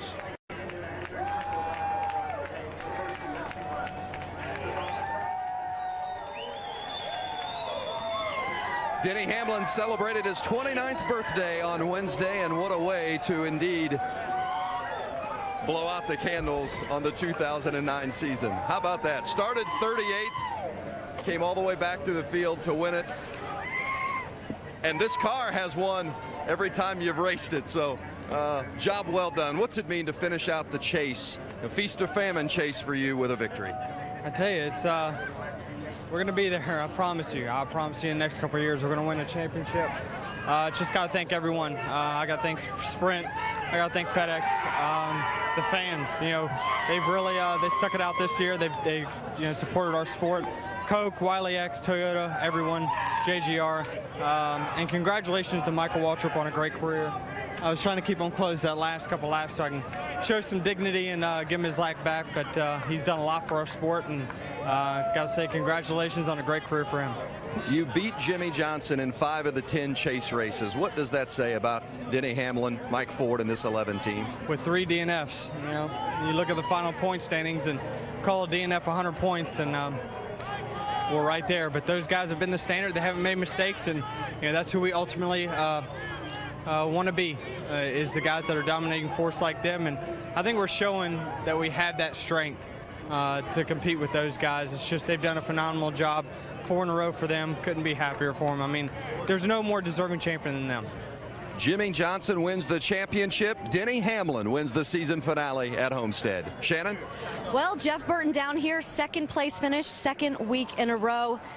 Jeff, how alive has this team come in the past weeks with Todd Berria coming on board? Well, obviously it's been a really good 4 weeks, and I'm real proud of everybody's effort. I mean, that's one thing. Even though we haven't been running like we need to, our guys have been working really hard and putting a lot of effort out there. And that's all I can ask for. And even early in the year when we weren't running well, everybody was still working hard. That's why you never heard me get down on a group of people, because their effort's there. And Todd's done an incredible job. Again, we put ourselves in position. We just got a little bit off on that last run, and I think that's me, just not knowing what to tell Todd just yet. You know what I mean? He gave me a car fast enough to win a race, and I needed to be screaming a little bit more about what I thought I needed, and that'll come, you know what I mean, with communication. But, everybody did their part, and I came up a little short. You can bet the fans were screaming tonight. We saw some great racing. What was it like for you guys out there? It was a lot of. I really thought after last night's race you'll see a really good race here, and Denny got away from us a little bit there at the end, but there was a lot of good racing. When they changed this racetrack, I thought they were crazy. I thought they'd kill it, but they've made this racetrack so much better, and it's a great racetrack, put on great events, and it's a cool place to come to finish the year. 4th straight top 10 finish for Jeff Burton and this team. Doc? Back-to-back 2nd place finishes for Burton. And there is the champion, the man who made history over in turn 2. Now he is waiting there because they are getting the championship stage all set up for the NASCAR Sprint Cup Awards. And the man who has done it 4 years in a row, Jimmie Johnson, has stood on that stage. Now this will be the 4th year as a NASCAR champion. And it was not easy. When you talk to Jimmie Johnson and some of the guys in the garage here this week, they had a lot of concerns and a lot of worry about what could happen here tonight. Well, you never know. I mean, when you get in a machine like that, anything can happen. You're in a race. Things can happen, unexpected thing. But as Chad Canal said, as Denny Hamlin said, this is a tremendous race team with the best driver out there getting the job done. And, you know, sometimes he doesn't get all the credit that he's deserved. I think people think because he's with the best organization and everything, he should do this, but he goes and gets it done. We talk about NASCAR history. Jimmie Johnson becomes the first one to win 4 consecutive titles. And look at the guys that have won 2 in a row. Look at those names: Earnhardt, Gordon, Waltrip, some of the all-time greats, Lee Petty and Richard Pearson. How about 3 consecutive NASCAR titles? You see Cale there. Jimmie Johnson tied him a year ago, but only one man in the 61-year history has been where Jimmie Johnson is right now. 4 consecutive championships against some of the stiffest competition in the history of the sport. I know I heard Chad Canal say he didn't know how to feel about 4 in a row. But I'll tell you what, I'll never look at these guys the same again. I'll look at them with reverence. They're the only ones that ever do this, and it means a lot. They have given him the command to fire it up. And in our Sports Center special, which we began the day with, and in our countdown show, we talked about how Rick Hendrick helped this young man. He loaned him money to buy cheeseburgers. He helped him get to and from the short track races when Jimmie wanted a chance. And what about the eye for Rick Hendrick, believing in the talents of a young man from Southern California who grew up in a mobile home park and had a dream of someday being a NASCAR champion?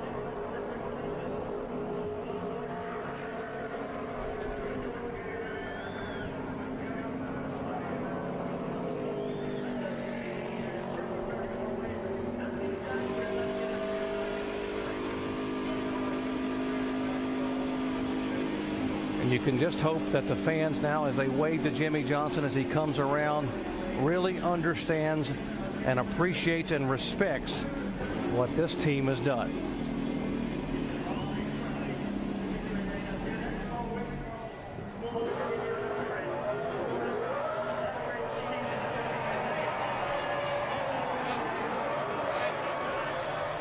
Jimmie Johnson turning some donuts to celebrate a history-making night. And what's the scene like down there, Alan?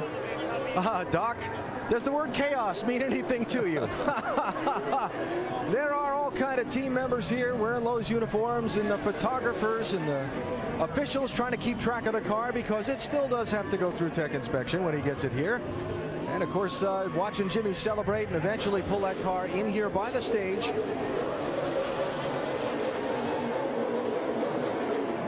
Pardon me while I step back.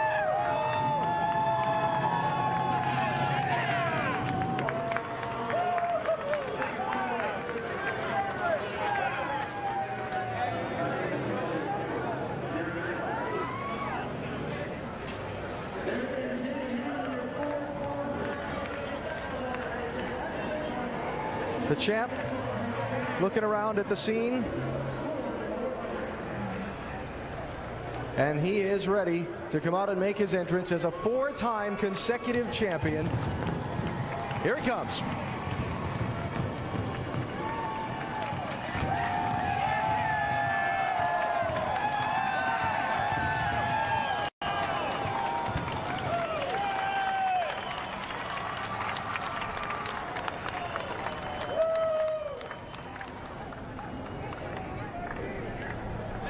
A moment with his wife, Shani.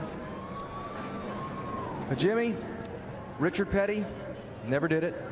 Dale Earnhardt never did it. Cale Yarborough, Darrell Waltrip, Jeff Gordon never did what you and this team have just accomplished: 4 consecutive championships. What are your thoughts? Thank you, fans. I hear you. I appreciate it. Thank you. And it's going to take a little while to sink in because I haven't really let my mind squander, but the truth of it is to do something that's never been done in the sport and love the sport like I do and to respect it like I do, and the greats with Petty, Earnhardt, Gordon, to be, to do something they have never done is so awesome. And to win 4 championships in 8 years, what this team has done, the great support from Lowe's, Hendrick Motorsports, the team, and we talk about it all the time, but such a team sport, and I don't even know where to start. This is unbelievable.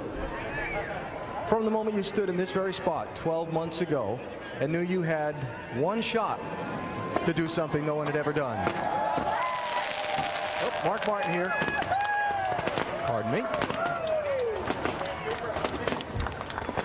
Oh, Mark.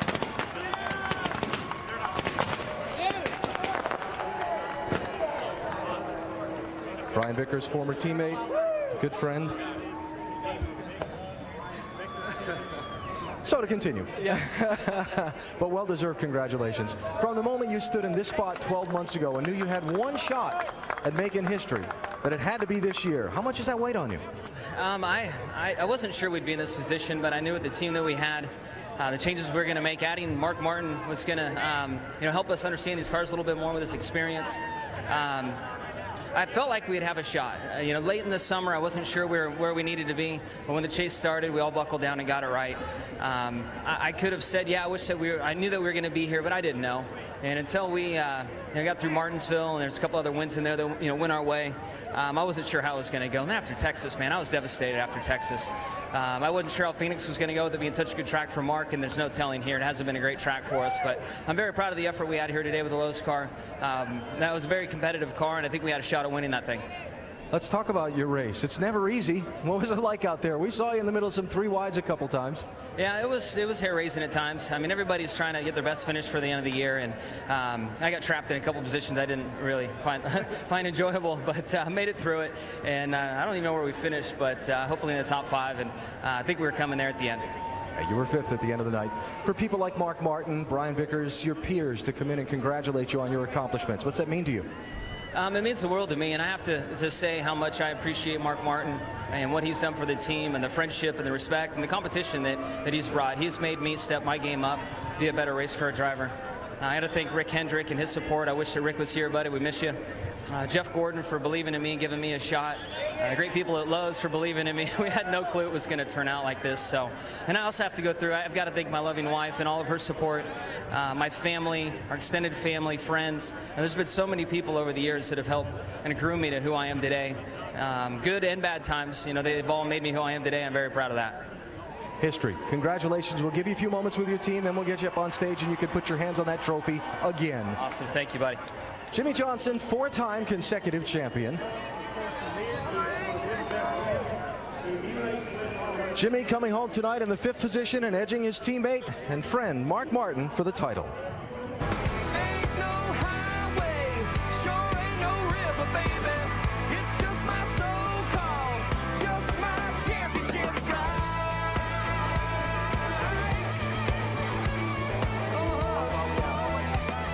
What a season it was for Mark Martin. 5 wins this season. Remember, he talked about before the race, the defining moment of his year, the big win at Phoenix that got he and his partnership with his Hendrick Motorsports team off and on a roll.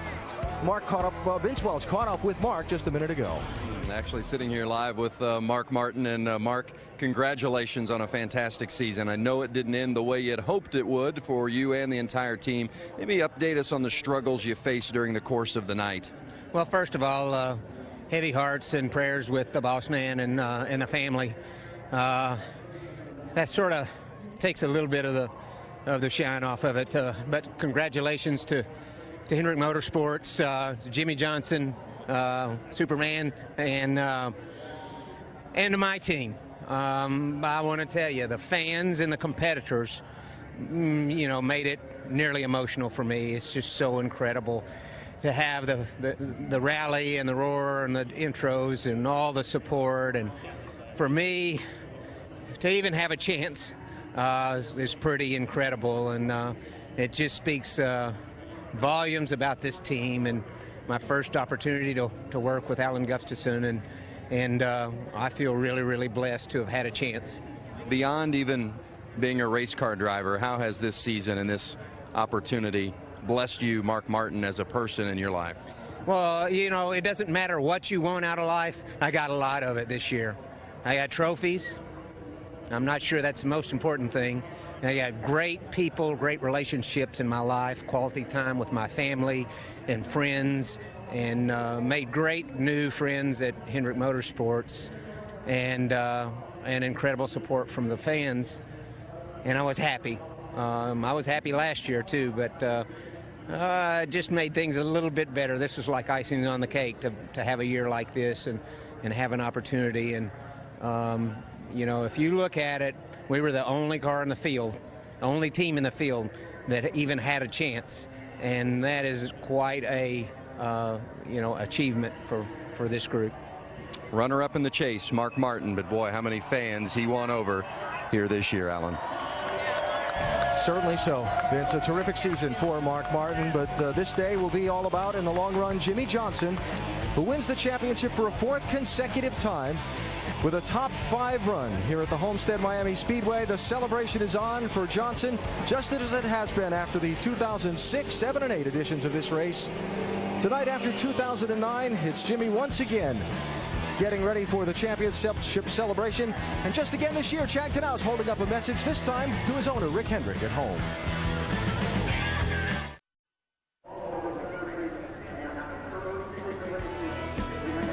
Back live at the Homestead Miami Speedway in the aftermath of the NASCAR Sprint Cup Series Championship deciding race. Jimmie Johnson down in the middle of the victory area. Interviews, photographs. He'll be heading up on stage here momentarily. In fact, now, to get ready for the presentation of the trophy and the point fund check.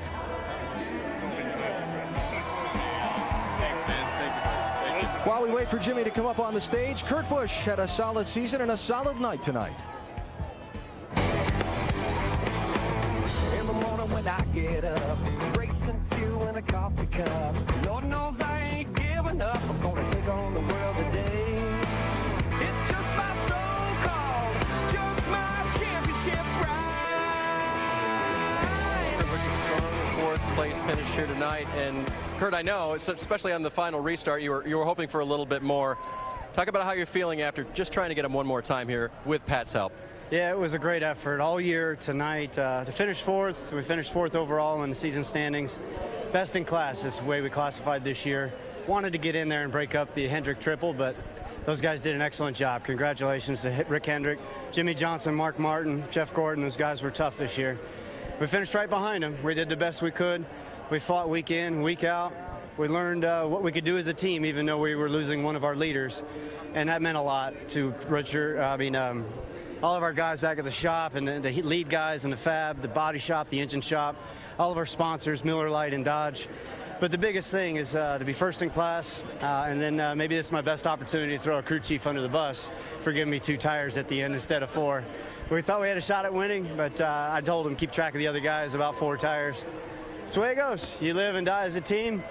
But hey, I'm throwing them under the bus because we don't have them anymore. We're looking for a new crew chief. But hey, it's a great run for the Miller Lite Dodge. Hey, Kurt, even with that, you kept him around for the entire postseason. Talk about what kind of a pact you and that Pat might have set so that you could actually run to the end here together. Well, I think we just didn't know what the future led to after this race. Right now, I'm done focusing on 2009, and I know he is as well. And 2010, I didn't even want to pay attention to it. And so we looked at each other and said, we can do this. This is our best last chance effort to do something great in the chase for right now. We don't know what 2010 will bring us. We fought hard together. We worked great together. And it's just one of those things where things internally changed. Pat didn't like the situation around him, and he had to go. And it was a surprise. But we'll find somebody great. We'll find somebody even better. And I hope that we beat the 56 car next year because Pat's working on it. But we just have to do it for our sponsors and our team and get our other guys faster with Brad Keselowski and I'm messed up. Hornish. We get those guys faster, we can compete better with the Hendrick guys. That was a great final run for these guys. 4th tonight at Homestead. David, thank you. And on the stage here at the Homestead Miami Speedway, it's time for the official presentation of the Sprint Cup Series Championship Trophy. Here to make that presentation, the Chairman and Chief Executive Officer of NASCAR, Mr. Brian France. Jimmie, what an accomplishment. 4 championships in a row. On behalf of NASCAR fans around the world, welcome to history. Thank you, buddy. Thank you very much.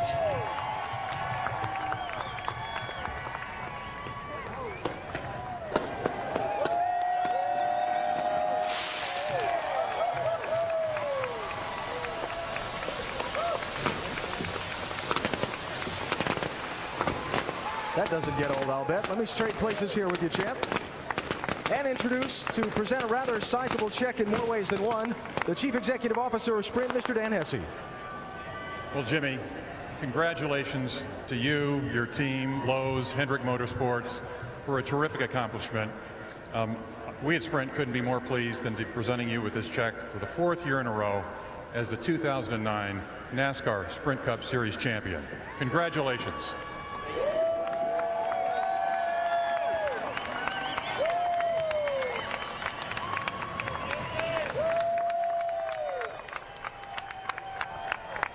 So he's got the trophy, he's got the check, and the celebration is on here at the Homestead Miami Speedway.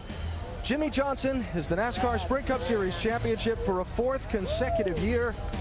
Time to start the photos and the party with his Hendrick Motorsports team.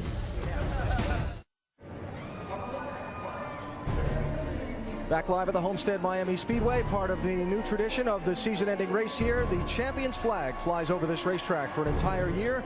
Track President Curtis Gray there on the left as you look at it at the flagpole, with Chad Knaus and Jimmie Johnson about to raise once again their 48 flag that'll fly over the speedway for the next 12 months. Pausing for the photographers to get a good shot. And then they'll hoist that up there where it will fly again until it's lowered just before this race 1 year from now, when it will be seen then whose flag will fly up over this racetrack for the following 12 months. Well, Johnson's championship, Mark Martin's runner-up finish, and Jeff Gordon's 3rd place finish in the championship this year makes Hendrick Motorsports the first team ever to finish 1, 2, 3 in the championship. What a season for Hendrick Motorsports, and a solid season for Jeff Gordon as well.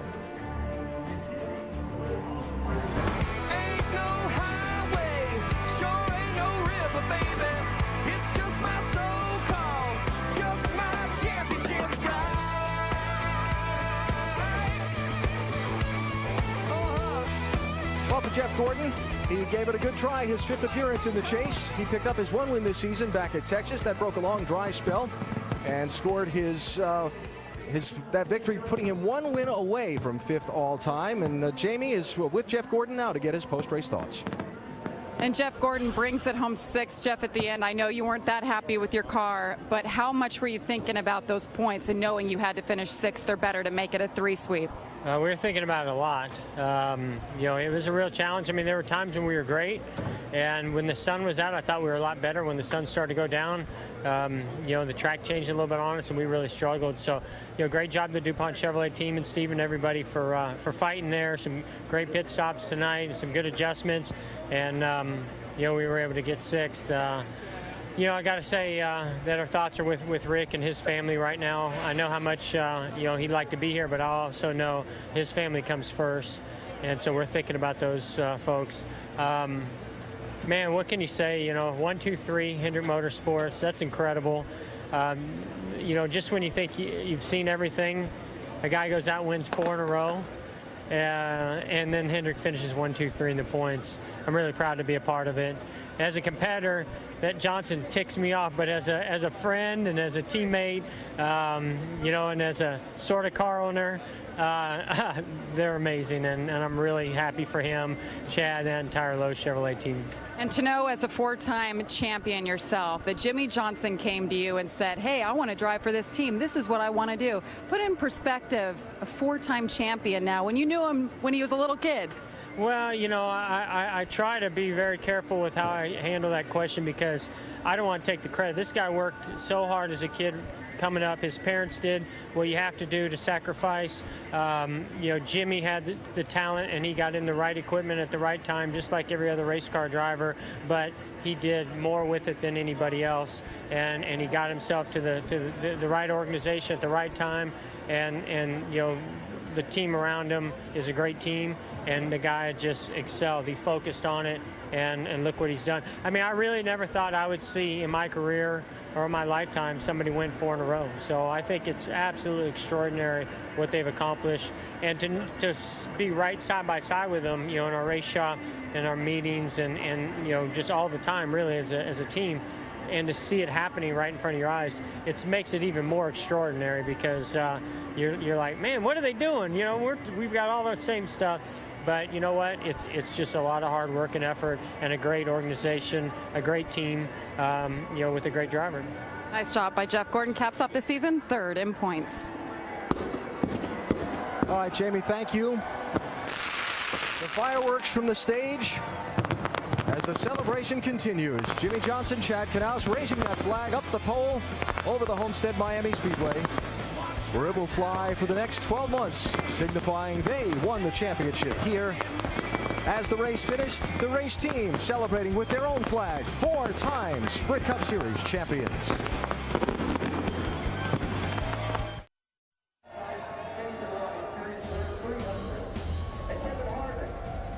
What a night here at the Homestead Miami Speedway. History made. Jimmie Johnson. The celebration continues. And our aerial coverage provided by Goodyear. Goodyear's Fuel Max tires help you get there. Check your mileage at GoodyearTires.com. Calculate your savings. Jimmie Johnson with the trophy. Familiar sight by now, but certainly one well-deserved. 4-time consecutive champion. Dave Burns has a story on another champion for us, David. Well, and Alan, don't our champions in NASCAR have those one-name titles? Cale, Dale, Tony, and Jeff. Well, Jimmie is in the same boat, and here's a story of where his name came from. Jimmie's dad, Gary, was an amateur motor racer in the 1970s. He had a good friend on the circuit who beat riders from the factory on a regular basis and went on to win regional championships in the AMA. His name was Jimmy Brockman. He lost his life on the final race of the 1971 season, but he'd already locked up the championship. And Gary vowed that if he and Kathy ever had a son, they would name their son after Jimmie. Jimmie has honored the name of Jimmy Brockman more than that group of motocross racers from Southern California could have ever imagined, and his legacy is part of Jimmie, another true champion. Gary, what do you think your best friend Jimmie would have thought of all this? Oh, I think he's been helping for years. It's kind of hard to talk about, but Jimmie and my Jimmie were both very determined people. You know, they knew what they wanted and they went out and got it. And I never knew my Jimmie would have been like Jimmy Brockman, but it's so cool. And it's been a long time ago. It's really neat that we get to do this, to talk about him. And you, Gary, now have seen your son do this 4 times. We were just kind of sitting here saying it was surreal. But I remind you, we probably better take it in because we never know, right? And what is it like to experience again here in Victory Lane, the championship? Yeah, this last 100 laps, I kept thinking about, you know, motor things in the car, you know, like how they talk about hearing noises and stuff. And I wasn't nervous all day till like the last 100 laps. And I was just hoping, you know, please, everything just keep going to set history. I mean, make history. It is amazing. Well, he certainly has. And now you know the legacy of his name as we go over to the pit studio, guys. Jimmie Johnson, he's a Jimmie IE, but he certainly was named after a Jimmie Y, and he's another 1-title champion. He's done it 4 in a row. I'll tell you what, guys, the 48 team, if they can keep this team together right now, I don't see anybody slowing them down. They are so hot right now. This team gets along so well. Ray, if they can keep it going, I see this dynasty continuing. Oh, without a doubt. You know, we saw a great performance tonight, but I'll tell you what, we saw some strong performances from other teams. It's great to see the RCR team back, 2nd and 3rd place finishes. Maybe could be a little bit of a challenge at the beginning of next year. Yeah, if Denny Hamlin's group and Mike Ford, if they hadn't have stumbled throughout the beginning of the chase, I mean, just think of where they would be right now. They possibly could be challenging for that championship this year. Look for them to be strong. And Kurt Busch, we talked about the separation of he and Pat Tryson and that team all at the end of the whole season, but look how well they performed. They performed admirably, and they could be a contender as well. You know, Mark Martin finished in 2nd at point standings. This guy has been so strong all year long, too. I expect to see Mark back in Victory Lane a lot more. They learned a lot this year, how to win a championship, how to keep that car up front. And with that car owner, Rick Hendrick, they got these guys. I don't think there's any stopping those guys either. Rusty Bradray, thank you. Out on the stage, Jeff Gordon coming up to congratulate Jimmie Johnson and join into the celebration as history has been made tonight. We said at the top of the day, how many chances do you get to see history made? Well, I know I could say at least one. We saw it tonight as Jimmie Johnson won a 4th consecutive NASCAR Sprint Cup Series title at Homestead.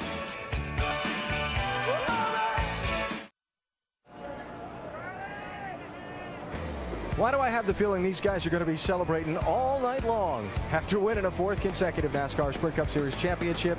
The photos, the presentations, Jimmie Johnson being taken around to some of the interviews, and why not? He deserves all the credit he gets. Look at some of the things that Jimmie's accomplished compared to some of NASCAR's all-time greats. Richard Petty earned his 4th title in his 14th season of competition. Dale Earnhardt, 7-time titleist, got his 4th in his 12th season.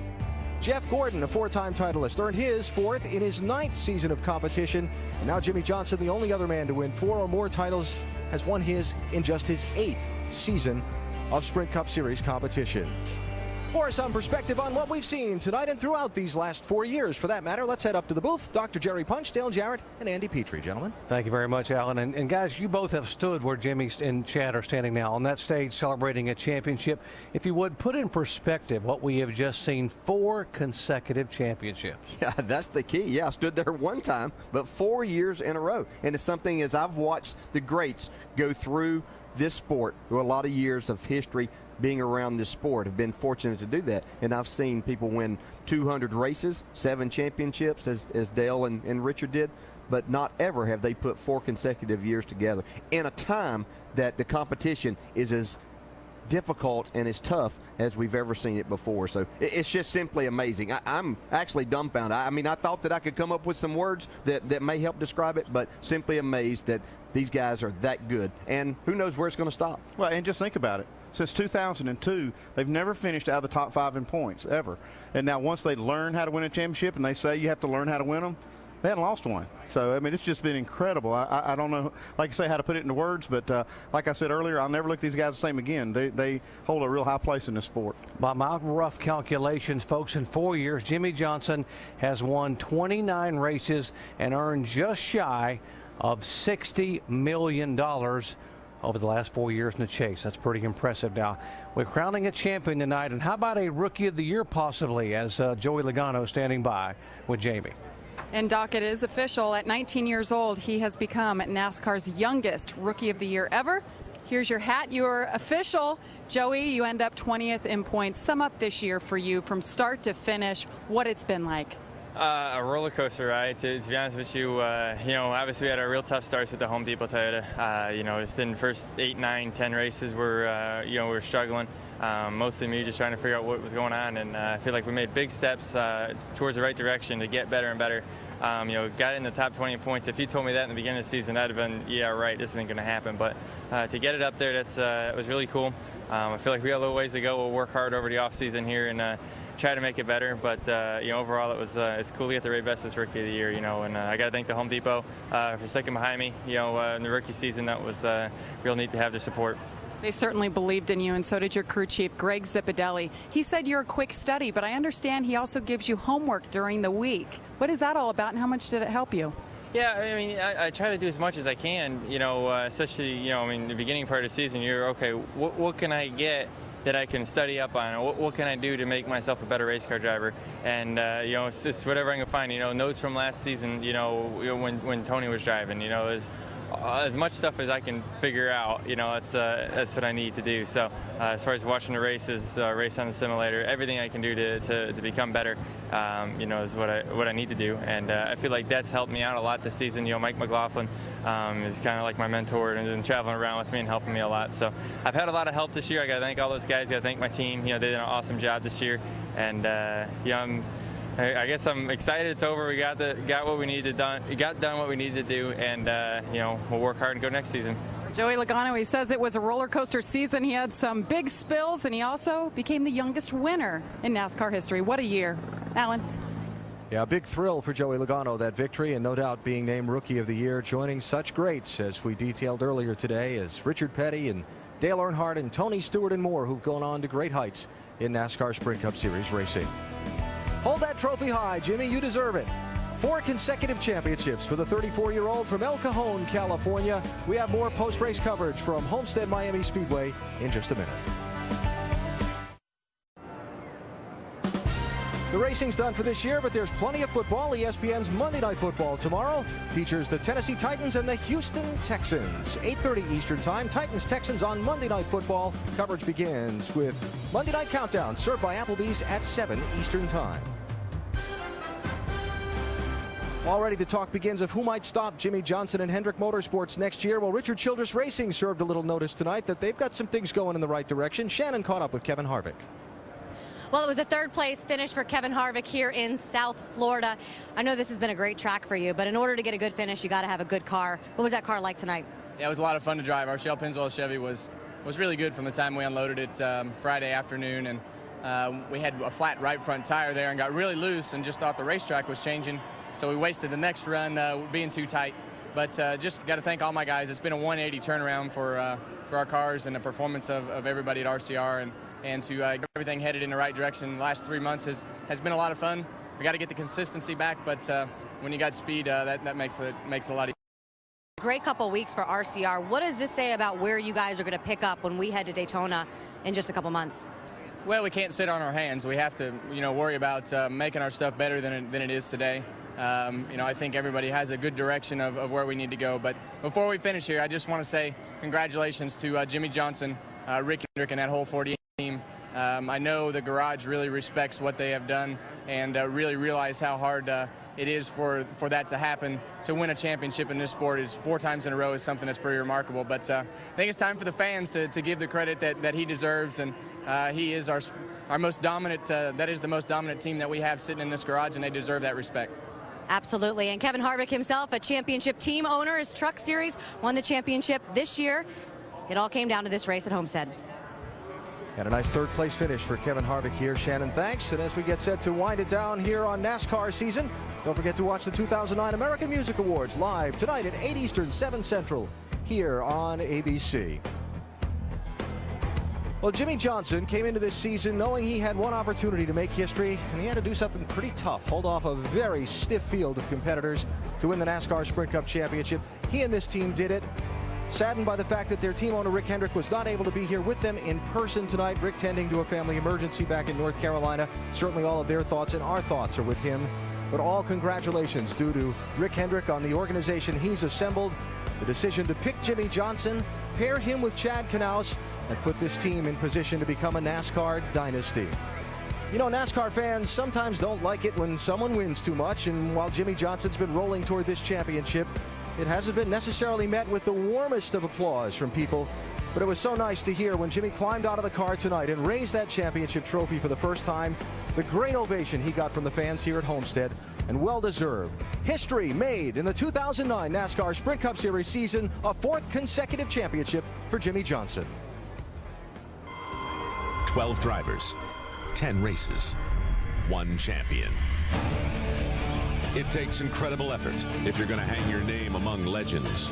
And it means somebody always has his sights set on you.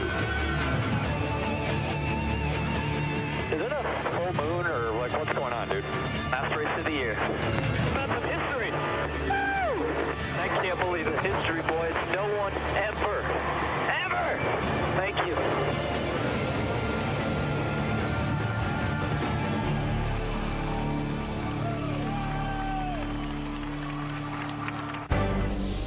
This has been a special presentation of ESPN on ABC. This copyrighted telecast may not be reproduced, retransmitted, or used in any form without the authorized written consent of NASCAR Broadcasting. NASCAR would like to thank all of our loyal fans for your continued support, and we hope you enjoyed today's broadcast.